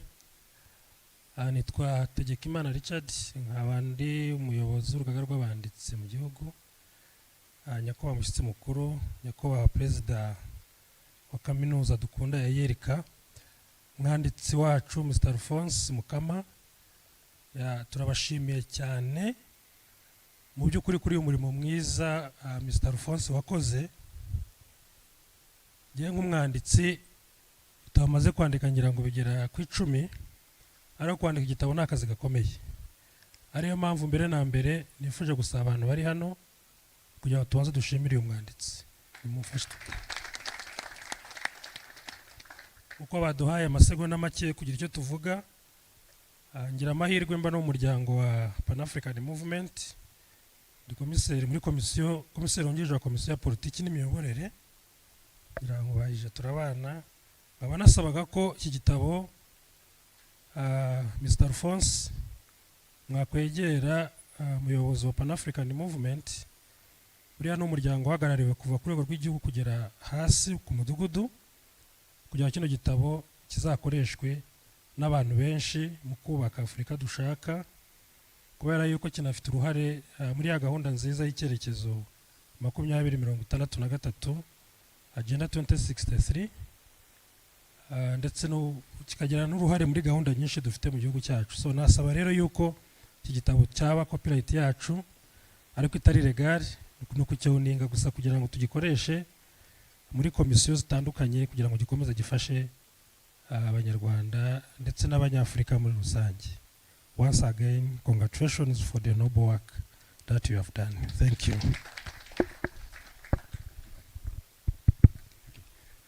Murakoze. Nitwa Ruzigana Sirasi. Mfite ibibazo bibiri. Urebye presentation yakozwe na Mukama, hari situation turimo ubu ngubu bayigarutseho cyane. Nous sommes dans une période de confrontation entre les géostratégies et des blocs. Et cette confrontation, à mon avis, elle est pire plus que la guerre froide que nous avons connue après la décolonisation. Parce qu'elle va même aujourd'hui sur le terrain. Quand vous parlez de BRICS, vous parlez de la Chine, de la Russie et autres, et vous avez à côté le bloc des pays qui avaient la superpuissance de dominer économiquement le monde et leur devise. Et il y a une confrontation. Je vais vous donner le simple cas. Avec l'Afrique du Sud récemment, lorsqu'il y avait la question que M. Poutine aille là-bas, l'Afrique du Sud a été menacée à travers la loi si elle devait accueillir M. Poutine. Récemment, lorsque l'Ouganda a promulgué la loi anti-LGBT, automatiquement il y a eu des sanctions de la part d'un pays, et le lendemain la Banque mondiale a dit on va suspendre l'aide qu'on devait vous donner parce que vous contrevenez contre les droits de la personne humaine. Mais pendant que dans les pays de religion musulmane, le LGBT n'est pas accepté et il n'y a pas de sanctions. Donc nous sommes dans un monde de confrontation. Alors, pour me résumer, comment nos dirigeants doivent se comporter dans cette situation qui, à mon avis, est très urgente pour garder le positionnement de l'Afrique dans ce que nous prétendons pouvoir faire à l'avenir pour le développement endogène et interrelationnel entre les pays africains. Ma deuxième question est celle-ci. On a parlé de Mao Tse-tung en 1949. J'aime peu parler de la Chine. Il y a des amis qui me connaissent si j'ai été dans ce pays presque 3 fois. Et si aujourd'hui nous assistons à cette histoire de confrontation géostratégique dans le monde, l'épicentre, c'est l'acteur de développement économique et militaire de la Chine. Et quand Mao Tse-tung a pris le pouvoir en 1949, on a voulu entrer dans le système. Qu'est-ce qu'il a fait? Il a complètement fermé. Et la Chine a évolué sur ses propres modèles avec ses forces et sa population et sa civilisation. Alors, quel est le rôle maintenant de la civilisation dans notre développement endogène pour garder notre positionnement dans les pays africains? Parce que presque tous les pays d'Asie ont eu une civilisation et une religion qui ont résisté au colonialisme, ce qui n'est pas le cas pour nous en Afrique et en Amérique latine. Je m'arrête là-bas tout simplement. Merci.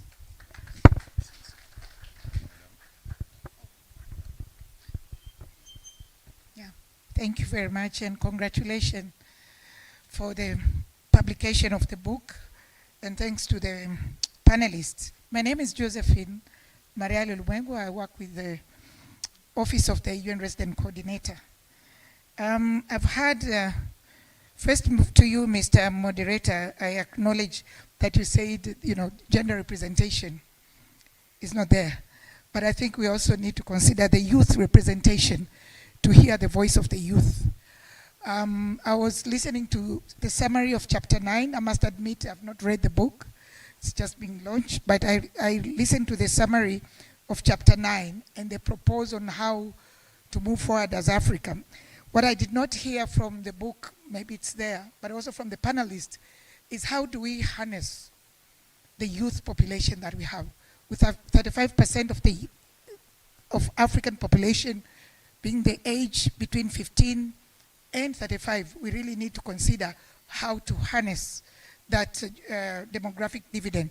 And last week we had an opportunity, the UN Rwanda and the Ministry of Youth, to engage with the youth of Rwanda in the creative sector. What is coming out clearly is the creative economy is undertapped in Africa and even in Rwanda. So how do we learn from the youth in Rwanda who are already involved in the creative economy, the creative industry? A number of them, we hosted the delegation from Nigeria, and they said creative economy is now becoming soft power.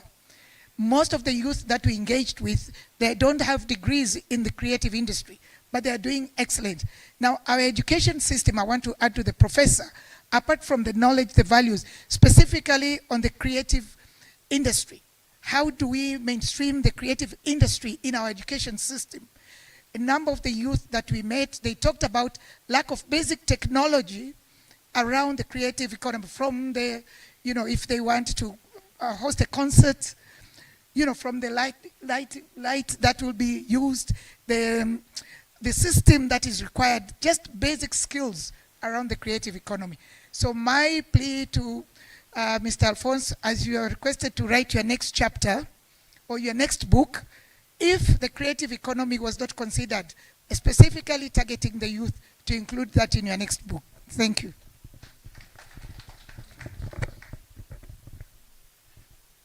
Thank you. My name is Gerald Mchisi, and I want to start by congratulating Alphonse for writing a book.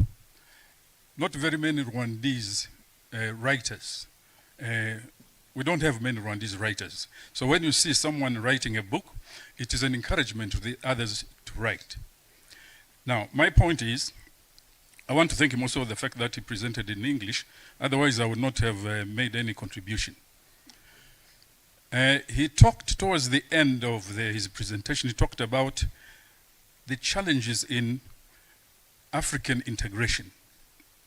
And in all the meetings you go, whether it is intellectual forums or political forums, African integration is the elephant in the room. It is such a big challenge. Let me just share, John would know this. I went to high school and university in Uganda. During those days, there was the East African community. At that time, we had common services. We had the East African airline that was run by the three countries, Kenya, Uganda, and Tanzania. We had the East African railways and harbors. We had the postal offices.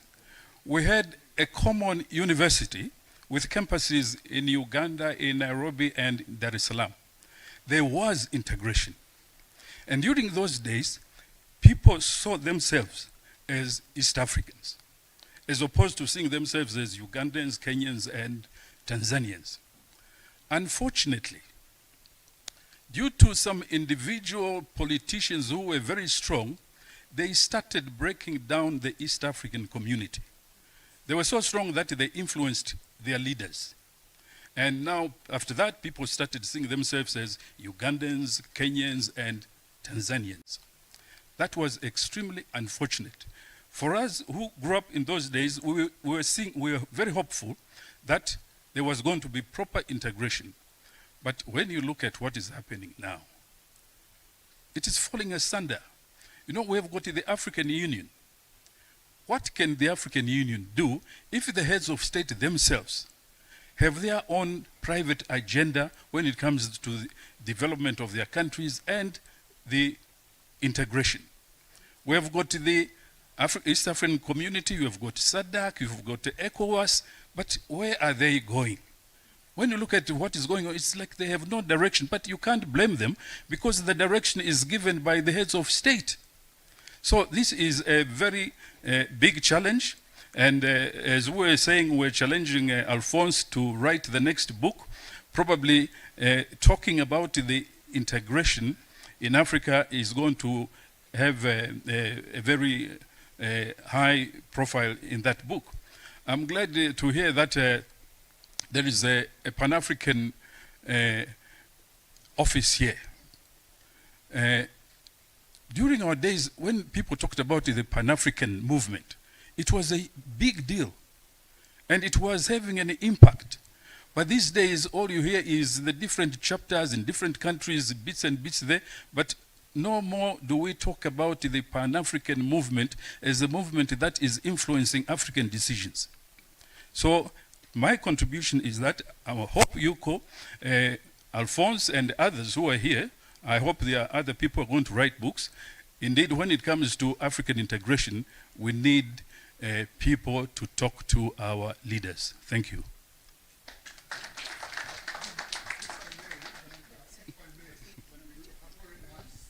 I think the ICBN is DP/2140335171. Should I repeat? Absolutely. So did you manage to give your emails when you are coming in to register so that it can, excellent, yeah. So that's it. And we originally thought we would be giving the panelists a chance to respond to any questions, but given the time, I don't think we can do that. We will simply allow this interactive session and then let the author respond to any comments or any questions before we wrap up. The wrap-up will be done by the rapporteur, Umutoni Vanessa. She's over there. She will give us a recap of what the discussions have covered and the presentation as well. Thank you. So, Alphonse. Thank you. Thank you for the questions.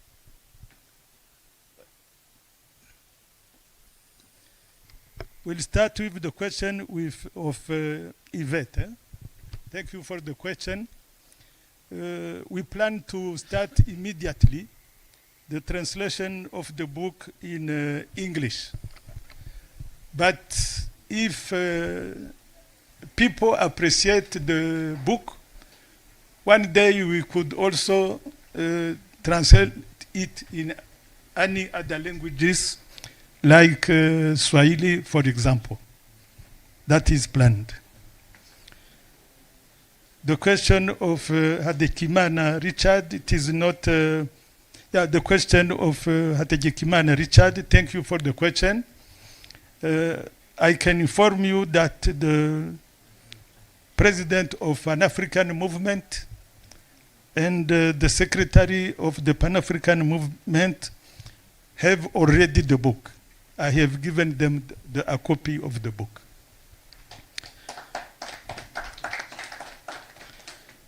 Coming to the question of Ruzigana Silas, talking about global confrontation, if you see what is happening now, for example, the war in Ukraine, if one asks you here the question why Russia and Ukraine are fighting, it will be very difficult to understand why they are fighting. Some 2 months ago, journalists were talking about a war between America and China. What we are observing now, it is a militarization of the globalization. Globalization is not a matter of money, but it is also a matter of power, military power. That is why this globalization has been very badly designed. Globalization has been very badly designed. And there is movement. There are movements in America, there are movements in Europe who want globalization to change. Because globalization is no longer good for Americans, no longer good for Europeans themselves. Because it is very sad to see a war in Central of Europe after Second World War.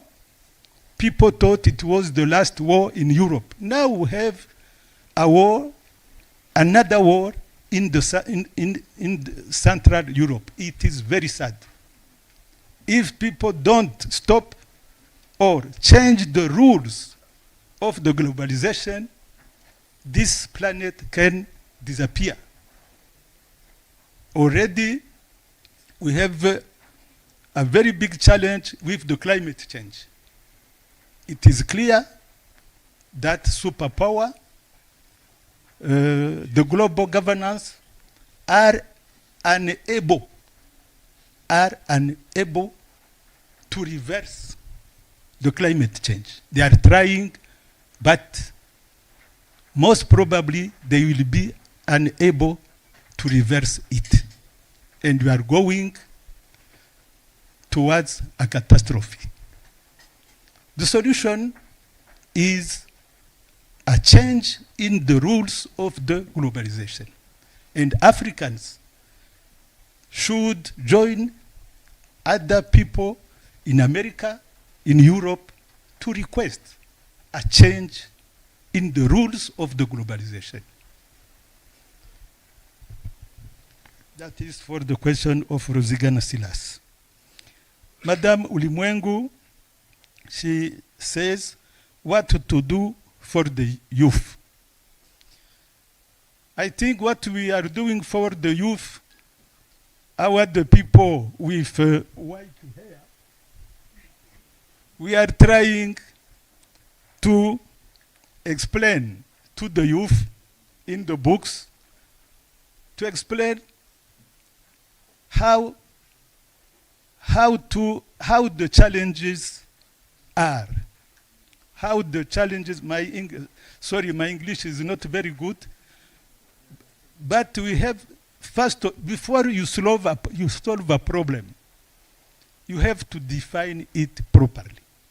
If you don't define a problem properly, you will never find the solution. What we are trying to do here, we try to understand the challenge we have and to define them properly. If we succeed to define them properly, now we'll start looking for the solution. That was the question of the Honorable Senator Juvenal Nkusi. He was asking what next? What are the solutions for the future? We are moving step by step. We start by defining the challenges properly. And what I promise also, it is that all the observation we have here, we'll integrate them in the English version of the book and in the second edition of this book.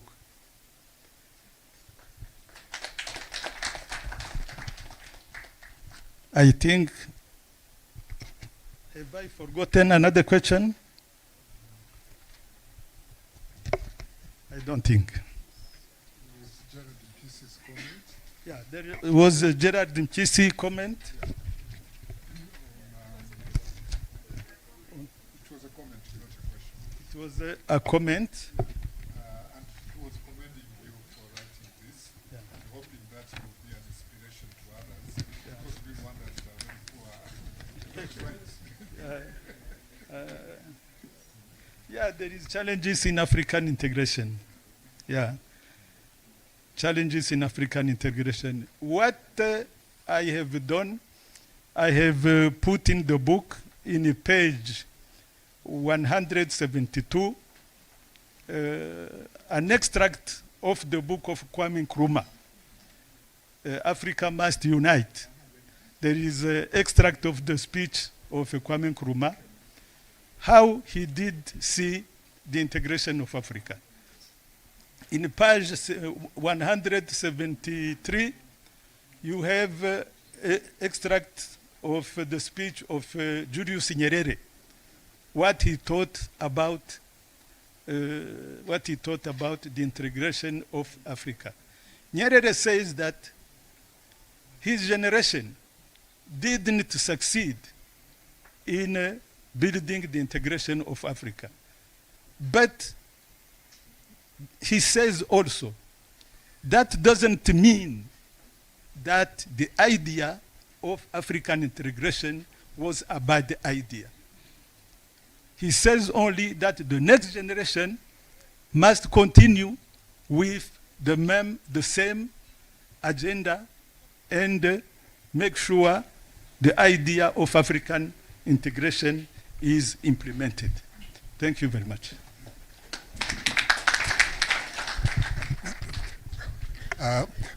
Just a very quick comment. We are really about an hour beyond the time we were given.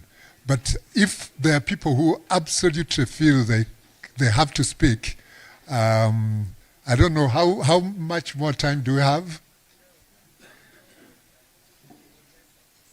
Yeah. Okay. We should not let people go without making a comment. I will start from there, then we'll continue, Yes, especially yes. with the youth. So, thank you very much, moderator. I'm not sure I'm still youth, but I'm talking as a businessman, and I'm talking here as a diplomat as well. I represent Barbados in Rwanda as honorary consul, and I want to tell you that what you are talking about is very dear to the Prime Minister of Barbados. This is what she's talking about, how globalization is a very complicated game and how we can change the rules and what we need to do. Je voudrais continuer en français et suggérer humblement, j'ai vu l'audience, nous avons beaucoup de professeurs d'université, nous avons aussi des représentants des organisations internationales, mais le secteur privé n'est pas très représenté. Serait-il possible d'organiser une séance de travail où vous invitez beaucoup d'acteurs du secteur privé et les institutions en charge? Je pense ici à Rwanda Development Board et les différents ministères en charge. Parce qu'un travail comme celui-ci ne devrait pas rester seulement dans le monde de l'académie, mais aller aussi chez des acteurs qui jouent un rôle primordial, mais parfois ne sont pas nécessairement aussi éduqués sur le sujet. Pour faire quelque chose d'interactif, ndizera neza ko abantu nka Rwanda Development Board na ministère y'ubucuruzi babibwiwe babigiramo uruhare, noneho abanyarwanda bari kuri terrain ubwo bumenyi bubagereho, ntibigume mu bahanga baba professeur bacu beza bigisha, ahubwo bigere no kuri ba rwiyemezamirimo, nubwo nta mwanya mwinshi bagira, baba birukanka mu bintu bitandukanye, ariko no kugira ngo habe collaboration ya sectors zitandukanye. Murakoze.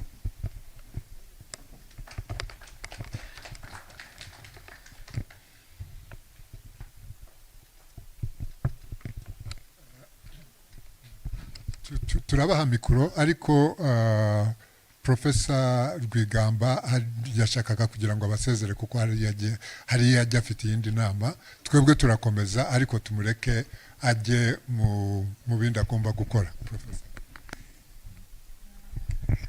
Thank you so much for the floor. I'm very, very sorry. I have a very important meeting. I wanted really to stay here and to share ideas with you, but I'm very sorry. I have to leave. I do apologize. Thank you, Professor. And I think I speak for everybody when I say thank you very much for hosting us. For the rest, we can continue.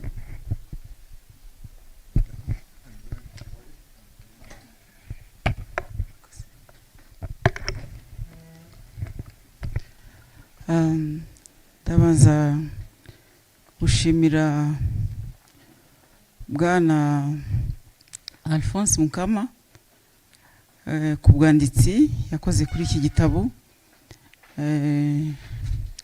Nkaba nishimira cyane ko iki gikorwa cyabaye mu Banyarwanda, nanifuza ko cyazaba kenshi, cyane cyane mu rubyiruko rwacu. Nagira ngo ngaruke ku kintu Professeur Rwigamba yatwibukije. Et là je vais parler en français. Il a dit science sans conscience n'est que ruine de l'âme. Je pense que bien des gens parmi nous ont grandi avec cet adage qui nous a beaucoup construit. Hari ahantu yageze arasobanura ati on peut avoir un savoir, mais il faut aussi en accompagner avec un savoir vivre et un savoir-faire. Et tout ça, ça se complète avec l'adage que je viens de dire, science sans conscience n'est que ruine de l'âme. Et là, je reviens à ce que plusieurs de nous constatent en tant que des adultes, des seniors. Tukunze kuvuga ngo urubyiruko rwacu ntabwo rumeze neza, tukunze kuvuga ngo nta valeur abana bacu bafite. Ibi byose biragaruka kuri iriya adage ya science sans conscience n'est que ruine de l'âme. Kandi koko nibyo turabibona, biranahari, hari n'ibikorwa, ariko ce que je souhaiterais et je demanderais, qu'allons-nous faire pour que jeunesse yacu cyangwa se n'abana bacu bato tubaremamo iyo conscience ituma tugira kuri intégration, bityo tukaba participatif muri mondialisation, kuko niyo twabaho ubumenyi tutabaremyemo iyo conscience ni hahandi hacu ntaho tuzagera. Ndabashimiye.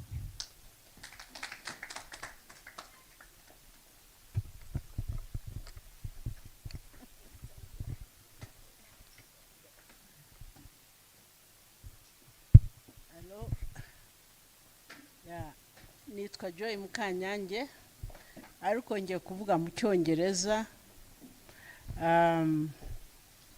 Nagira ngo ntangire, I just wanted to start by thanking and congratulating my brother Alphonse for this book, for having managed to put in one book all the issues, most of the issues that concern all of us who are concerned about the development of our country, who are concerned about Africa.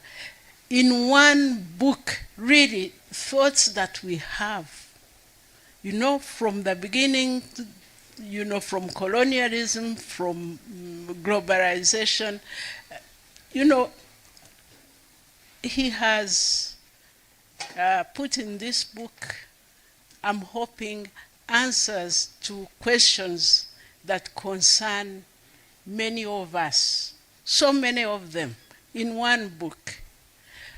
So congratulations, Alphonse, and thank you so much for this addition to the knowledge and even the wisdom that we'll be giving to our children. The next bit is a recommendation. Now I address people like Honorable Angelina Muganza and the professor there, people who are involved in education. It is my wish and my hope that a book like this is one of the recommended and even should be obligatory text in our schools, in our universities. I believe it's high time our children should stop quoting Maynard Keynes and Adam Smith, even Karl Marx, and start quoting Alphonse Mukama. I thank you.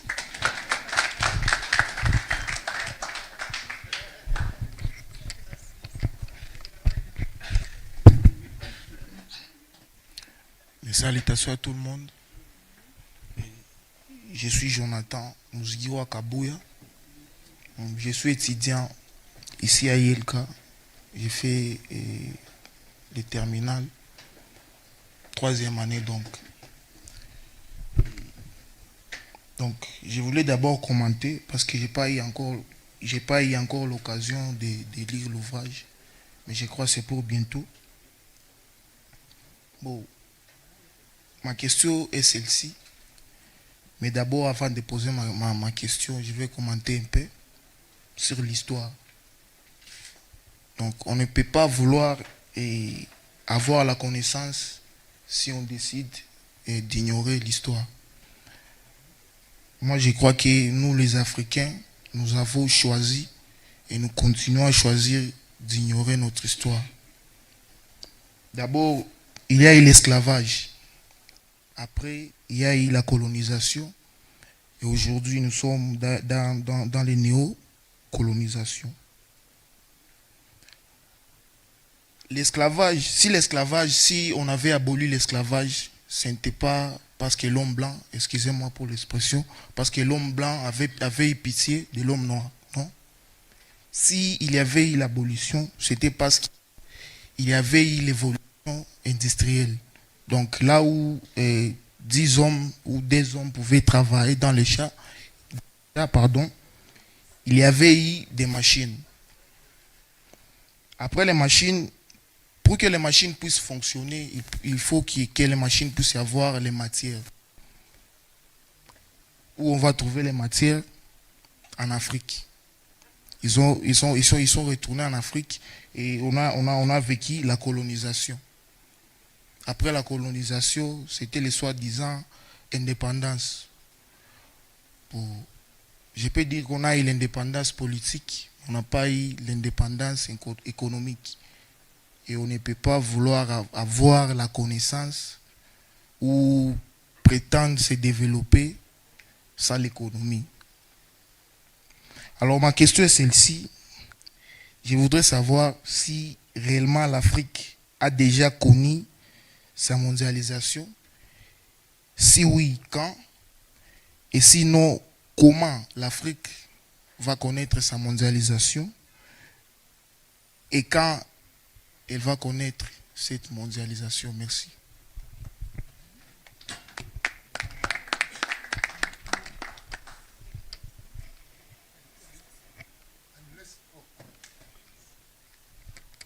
Thank you. Good afternoon. Yeah, I'm Raisa Umurerwa. I'm also a student here. And I want to thank, first of all, the author, Alphonse, for presenting such an interesting book to us. And also, I want to thank the institution of ELK for allowing us as students also to attend this memorable event. And so, my question is, it's relating to the fourth chapter of the book, which said post-independence and colonialism dependency. And the main points was cultural dependency, state sovereignty, and leadership deficit. So I want to emphasize on state sovereignty. My question is, we see that most African countries they are developing countries, and they say that they are sovereign. But I was wondering if they are really sovereign, because we see that we depend mostly on these European countries economically, culturally, in many aspects. We depend on European countries, and yet we claim that we are sovereign states. So I wanted to ask if African countries, including Rwanda, if they are really sovereign states. And also, I wanted to ask, what are, if they are not sovereign states 100%, so what are the consequence, economic consequence, and other consequences to the African developing countries? What are the consequences if they are not really sovereign states? Yeah, thank you. Can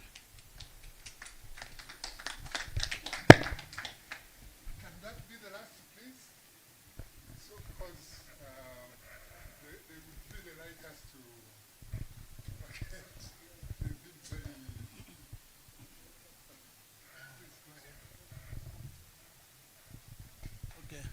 Merci.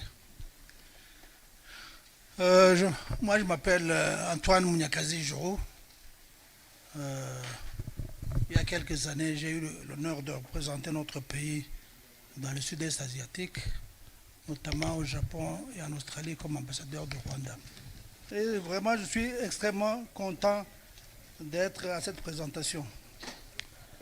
J'ai demandé dernièrement, quand j'ai vu Alphonse, je lui ai demandé, mais quand est-ce que tu as le temps quand est-ce que tu as eu le temps d'écrire ce livre?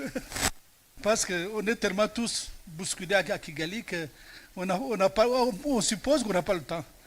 Mais franchement, Alphonse, moi, personnellement, je te félicite d'avoir eu le temps de t'asseoir quelques minutes et de réfléchir. Vraiment, ça, je te félicite très sincèrement. Et je félicite aussi ton épouse, parce que, tu sais,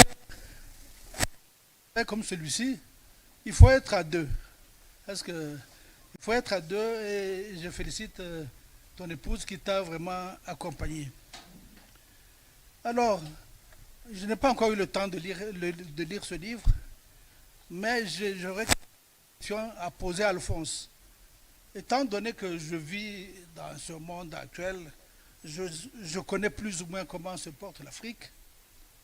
Alors quand j'ai vu ce titre, Afrique et mondialisation, je me suis posé quelques questions.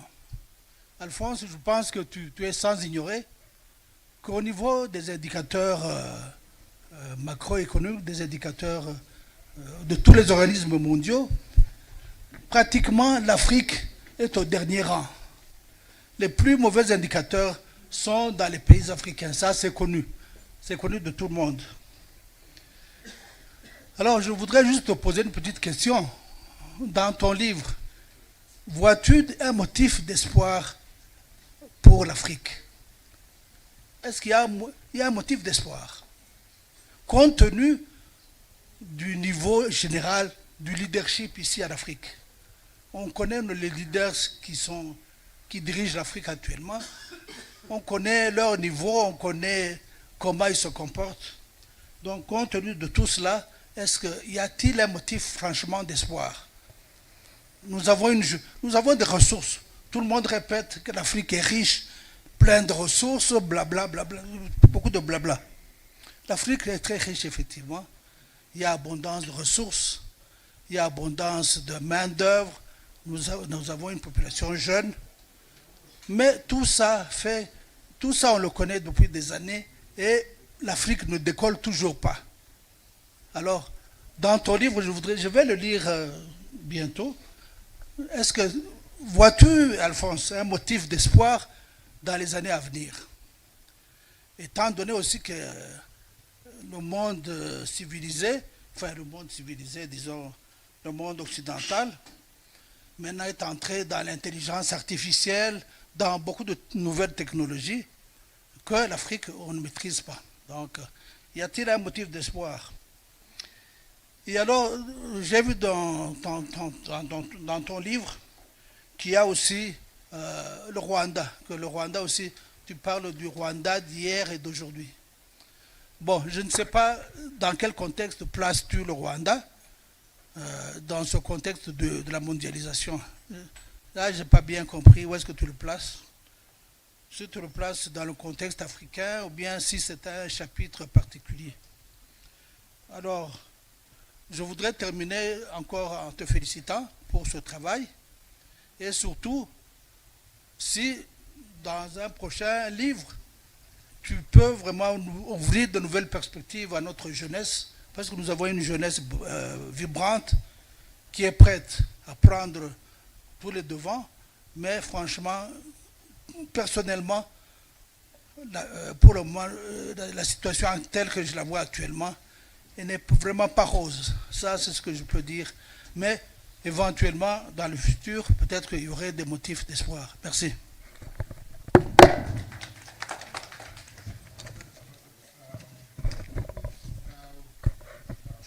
Alphonse, to respond to the questions, I think there have only been one question, really, or rather two questions, one from Ambassador Juru and the other from Raisa. The others have only been comments. So, Alphonse. Thank you. We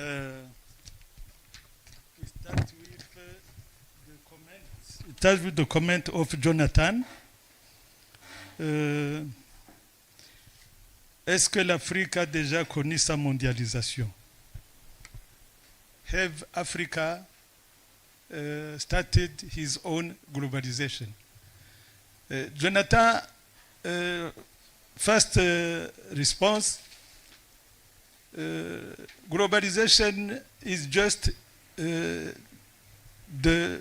exchange, economic exchange with other countries. We cannot have our own globalization. We are in the globalization with all the countries. But I understand your question very well. You are talking about the place of Africa in the globalization. Now, we are in a globalization, but in a very bad place. Amilcar Cabral, the hero of Guinea-Bissau, said that the Western countries, l'Occident, they have put us in their train. They have put us, Africa, in their train, and they have put Africa at the last place. At the last place, not on the front seat. Because in the train of globalization, developed countries are in the best places, in the front place. And the poor countries are at the back. I think you understand very well what I say. Now, what we have to do, African have to change its place. Nobody can come and tells Africa, stand up and come go to sit in a best place. It doesn't work like that. It is Africa itself who must stand up and go to sit at the front place with the other big countries. That is the response I can give to Jonathan.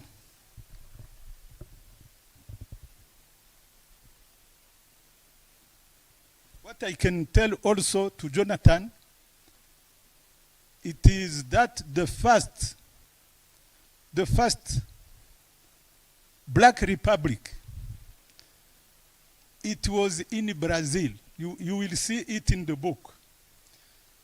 Slaves did what they call mutinery, rebellion, and refused to continue being slaves. In Brazil, those black, they struggled, created their own country in Brazil. It was the Republic of Chilombo. That republic lasted 100 years. It was the first independent black state. To destroy that black republic, Portugal had to assemble the greatest naval forces to go in Brasilia and to defeat that republic. You see that if you want to liberate yourself, you have to fight. You have to fight. Now the question of Raisa. The question of Raisa is a very, very, very good question. Raisa, thank you very much. She talks about sovereignty. Sovereignty here in Africa, there is a big confusion between independence and sovereignty. African countries are claiming every time that they are sovereign. I am sovereign, we are sovereign countries. Yet, they are only independent. Independent, you have a flag, and you are registered in New York. Every year you can go in October to pronounce a speech. That is independence. You have a seat with the small, we have a seat with a small Republic of Gondwana. But sovereignty is another thing. And this we have to clarify it. You cannot, under internal, or we start under external sovereignty. Under external sovereignty, when your money is printed in Europe, it is Europe who give you the banknotes. If they don't want to give you banknotes, you don't have additional banknotes. You have a limited sovereignty. If you send agreements with some European countries, they have their military, their soldiers in your country. Every time they can remove the president. You are not, your sovereignty is limited because you cannot talk too much with the white soldiers in the capital. You cannot take the microphone and say all the things you want to say. They will remove you. Your sovereignty is limited. That is for external sovereignty. Now, for internal sovereignty, here in Africa, there are governments who don't pay soldiers. Soldiers don't have even shoes. In the feet, they have a kambambiri. At the end of the month, the soldier don't have a salary. The soldier have to go and steal money to survive. That is internal sovereignty. You are not sovereign if your policemen, your soldiers are not paid, are not equipped, because you control nothing. You don't have an army. You don't have an army. I think you understand what I am saying. There are countries we are like that. They are not sovereign. Another thing, there are countries where when we have a case in justice, instead of paying the lawyer, you pay the judge, and things go very fast. There are internal security, internal sovereignty is not there. Your sovereignty is very limited. That is the first thing Africans have to understand. They have to organize the internal administration. Now, Raisa, your question, consequences, if your sovereignty is limited, you will not develop. You will not develop. When I hear some big economists in West Africa justify why their money is printed in Europe, PhD in economy, justifying that the banknotes will be printed in Europe, but it is a treason. It is a treason. It is treason. It is a treason. A PhD explained that they have to continue print banknotes in Europe. That is the response. Thank you very much. Thank you, Alphonse. Have everyone who wanted to speak? There is also Honorable Ruchibigango, and I think there is somebody there as well. Oh, okay, please, go ahead, and then we'll have Honorable Ruchibigango as the last intervener. First of all, I want to congratulate my friend Alphonse for this very wonderful book he has published. It contains a lot of information, a lot of knowledge to be exploited. I'm not specialized in social sciences or economy. I'm a physicist. I've talked with you many times. You have explained me a little to understand the objective of your book. But for now, you have published your book. Just a simple question I want to ask you is to know, just a curiosity, to know at which level you have been satisfied by publishing this book, or if you expect to go for other plans so that you be completely satisfied with your expectation. Thank you very much.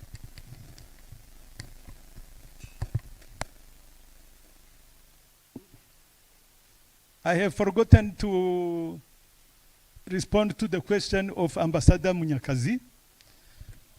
Ambassador Munyakazi, he asked if there is hope for Africa. If there is hope for Africa.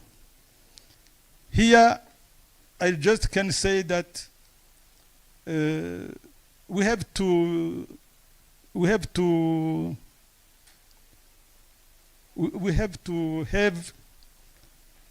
hope in the youth. If the youth understand very clearly how the challenges are, if they are very well educated, as Professor Balinda explained here, education, integral education, the youth can achieve the objective to put Africa on the top. And I will tell you that during colonization, people who lived during colonization, they couldn't imagine that one day Africa will be free. They couldn't understand. They had the impression of the situation will last that way forever. And now, at this point, we think that this globalization will last forever as it is. That is the first impression. But the world doesn't work that way. Things keep changing. In 20, 30, 50 years, with confrontation between superpower, the rules of globalization can change very quickly. You had that President Biden, for example, he said that he was supporting the idea of taxing multinational corporation. He just said that he was supporting that. It is a revolution. It is a revolution just that President Biden accepts that we can start taxing multinational corporation. And that was possible. That was possible because there were many social forums who was organized in the year 90s to Seattle, to Porto Alegre. Those organizations of civil society called Altermondialists. They did a struggle, a very big struggle, and America, IMF, World Bank understood that the huge super profit that those companies, multinational corporations, those huge super profit cannot continue go in the pocket of 1% of the global population. The global population, I don't remember, I think it is 5 billion, I think, 5 or 7 billion, close to 9. And 1% of that population will put in the pocket 85% of the wealth, the global wealth. It is not sustainable. It is not sustainable. Things have to change, and things will change, absolutely. Now, how Rwanda comes in the context of the book. Rwanda comes as an example of bad leadership between post-independence, between 1962 at independence to the genocide. There was an ethnic-based government who organized massacre of its population, sent 100,000 people as refugees in neighboring countries. And that government is an example of a failed leadership. That is how it came here. But for the perspective for the youth, the perspective of the youth have to be trained, educated, as Professor Balinda said. The youth has to be very well trained. They will understand very well the challenges, and they will decide by themselves what they will do. And they will decide very well because they have been trained very well. But if they are not trained, they will do nothing. If they are not very well trained, they will do nothing. That is why Professor Rwigamba Barinda, said that education is the key issue for the development of Africa. Thank you very much. Bofis now. Professor Bofis asked the question of satisfaction. The question of satisfaction will be asked. That question, I will be happy if the audience is happy. If tomorrow they tell me that a Bofis is happy, I will be happy also. Yeah. But if they tell me tomorrow that Bofis has lost his time to come to ILK, to the launch of the book, I will be very sad. So I'm waiting for the feedback. We will see if the book is useful for the youth. If it is useful, we will continue to write. If the youth is not satisfied, we will stop. We'll stop writing and look for another thing to do. Thank you very much. Thanks, Alphonse. Thanks, Alphonse. I really think we need to wrap up right now because the interest I have seen means that we could continue until tomorrow or the cows come home.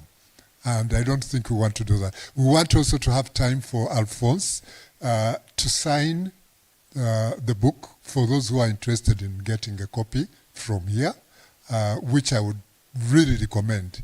The last item on the agenda is to wrap up, to give you a very brief recap of what the discussion has been about. Our colleague, the young lady over there, Umutoni Vanessa, is going to give us that wrap up. Vanessa, please. If there are any gaps, let me know so that I can complete them. Thank you so much. Did you need? Yeah.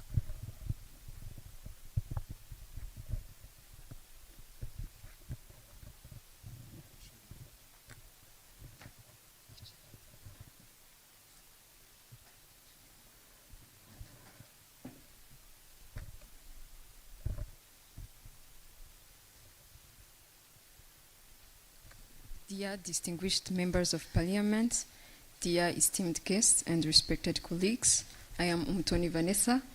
It's my honor to stand before you to present a summary of the speech.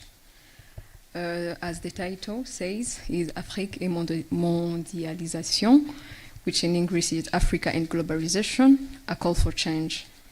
The speech is started with Alphonse Mukama, who addresses the need for African Union to adapt quickly to the changing global landscapes. He emphasizes the example of China's rapid development since 1949, attributing its success to the political will and hard work. Mukama urged African nations to liberate themselves from the ignorance, adopt technology, and reconsider governance. Speech emphasizes the need for Africa to capitalize on globalization by liberating itself from ignorance, embracing technology, and fostering governance reforms.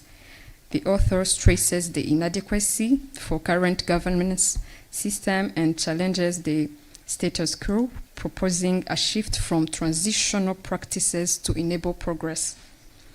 Here he says the key points for Africa's advancement. The first point, he's talked about liberation from ignorance, promoting education and knowledge to empower African nations. The second key point, he talked about technological integration, where he talked about advocating the adoption of technology to drive economic growth and development. The third key point, he said about governance reforms, urging the departure from ineffective governance structure and the need of paradigm shift. The fourth key point, he talked about the rule of law, where he highlighted the importance of enforcing the rule of law to prevent formation of authoritarian or mafia states. Another key point, he talked about global economic change. The speech then shifts to chapter 10, focusing on evolving world economic order, The author draws attention to BRICS bank initiatives, where the emerging economies seeks to establish their financial institutions.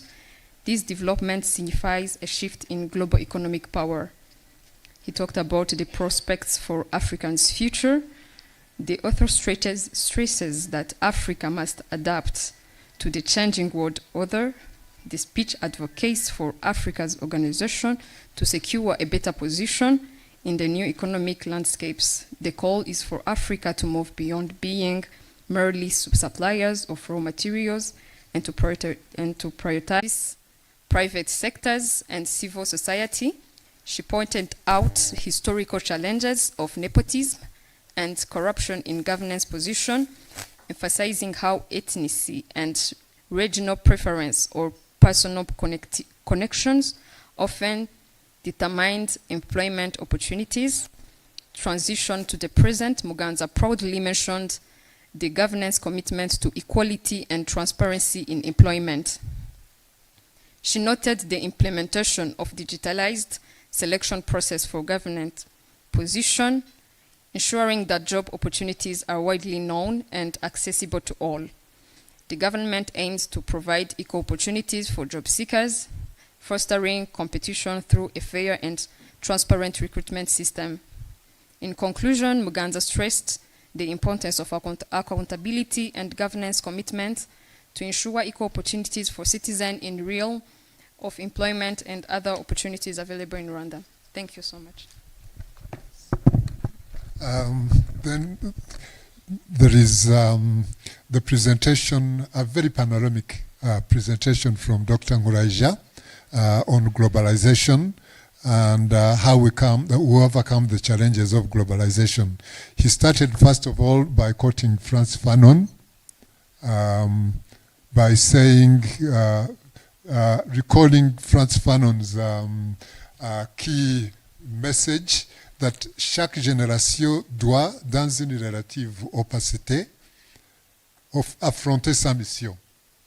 La remplir ou la trahir, which in English would be every generation must confront its mission in relative opacity to accomplish or to fail it, to betray it. He then talked about the real concept of globalization as global competition. He talked about many myths of globalization versus the truth of global competition and its challenges and the way forward. He expounded on globalization's limits and the impact, the limitation it imposes on the nation state. Superpower is not simply a question of military, but it is also financial power. He spoke about the significance of growing inequalities between and within countries, and said that if we are to reduce poverty and to increase welfare, we must have a proper regulatory framework for globalization without, of course, protectionism. He also spoke about governments needing to fashion policies for the global marketplace. Otherwise, we'll end up with instability leading to social breakdowns. How to preserve some form of equity and fairness in competition is a challenge that we have to address. How also poor countries can protect their people and ensure that the global unstable environment is addressed is one of the challenges he addressed. Strategies for global competition. Will people control their resources? The values that Professor Rwigamba talked about, will there be any values to undergird the global system where the state is absent or is predatory, as we have seen quite often in many African countries? He also spoke about finance. Will resources be shared equitably for all who inhabit this beautiful planet today and tomorrow? He made observations regarding to the tune that globalization leads to dislocation and instability. There is the myth that GDP growth equals growth in human welfare. And he again warned against unregulated markets. I think basically he then talked about BRICS as a new key source of investment in key sectors, and underlined the fact that high population growth is not necessarily a negative thing. Implications for Africa, he spoke about the strength of South Africa, given its role in the BRICS, and that this is going to give it strengthened regional clout. And he spoke about the BRICS also as being, as I said, a new model for sources of finance for the rest of us. I think that is all. The rest were questions and comments that Alphonse has responded to. It has been a very great pleasure and honor to have had this opportunity. Yeah, to have had the pleasure of this. The next and last item on the agenda is a word of appreciation from our author. Thank you, John, moderator. To close now, we have to vote thanks. First, vote of thanks, it is for ULK. First and foremost, I really thank God for the completion of this book, which had taken years to publish. This book is mainly about leadership and governance in Africa, and I particularly want to acknowledge Her Excellency, the President Paul Kagame, for beaming the light of transformative leadership on the continent. That is the first vote of thanks. Secondly, I owe a debt of gratitude to the President of the ULK for graciously offering us this beautiful venue for the book launch and for being present in person for the launch. A special mention to Becky, the director of ULK, and Joseph, another, and their team for ensuring all the logistics and the refreshments. We are grateful and honored by the chief guest, Senator Juvenal Nkosi, for accepting to preside over this book launch.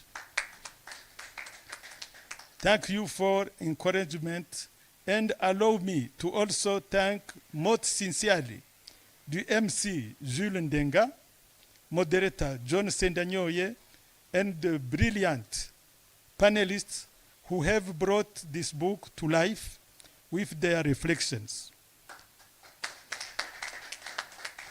Thank you so much for this intellectual stimulation. To you all who have taken your precious time to attend the launch of my book, my deepest appreciation. Without your presence, this launch would not be successful. Merci. Last now, there is a remerciement in the book. There is remerciement who are written in the book.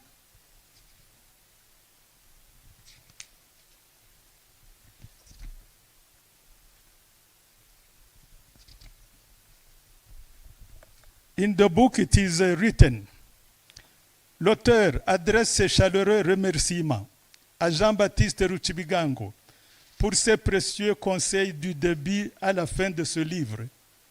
Il adresse également ses remerciements au docteur Diogène Bideri pour la lecture de la première version du livre ainsi que ses critiques pertinentes qui ont permis de mieux structurer ce livre. Joséphine Chila-Opar a été très active dans la négociation des images du livre et il l'en remercie.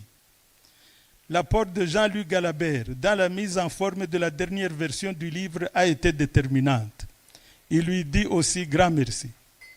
À tous ceux qui ont contribué à la sortie de ce livre et qui ne sont pas cités ici. L'auteur les a remerciés également. Ces pensées vont également à feu Dr Rusibira Julie Kimanuka, qui, durant son adolescence, a contribué à lui faire aimer les livres. Enfin et surtout, il remercie Diana Louise Ofona, son épouse et confidente, pour son encouragement et ses conseils tout au long de ce travail. Nous vous remercions.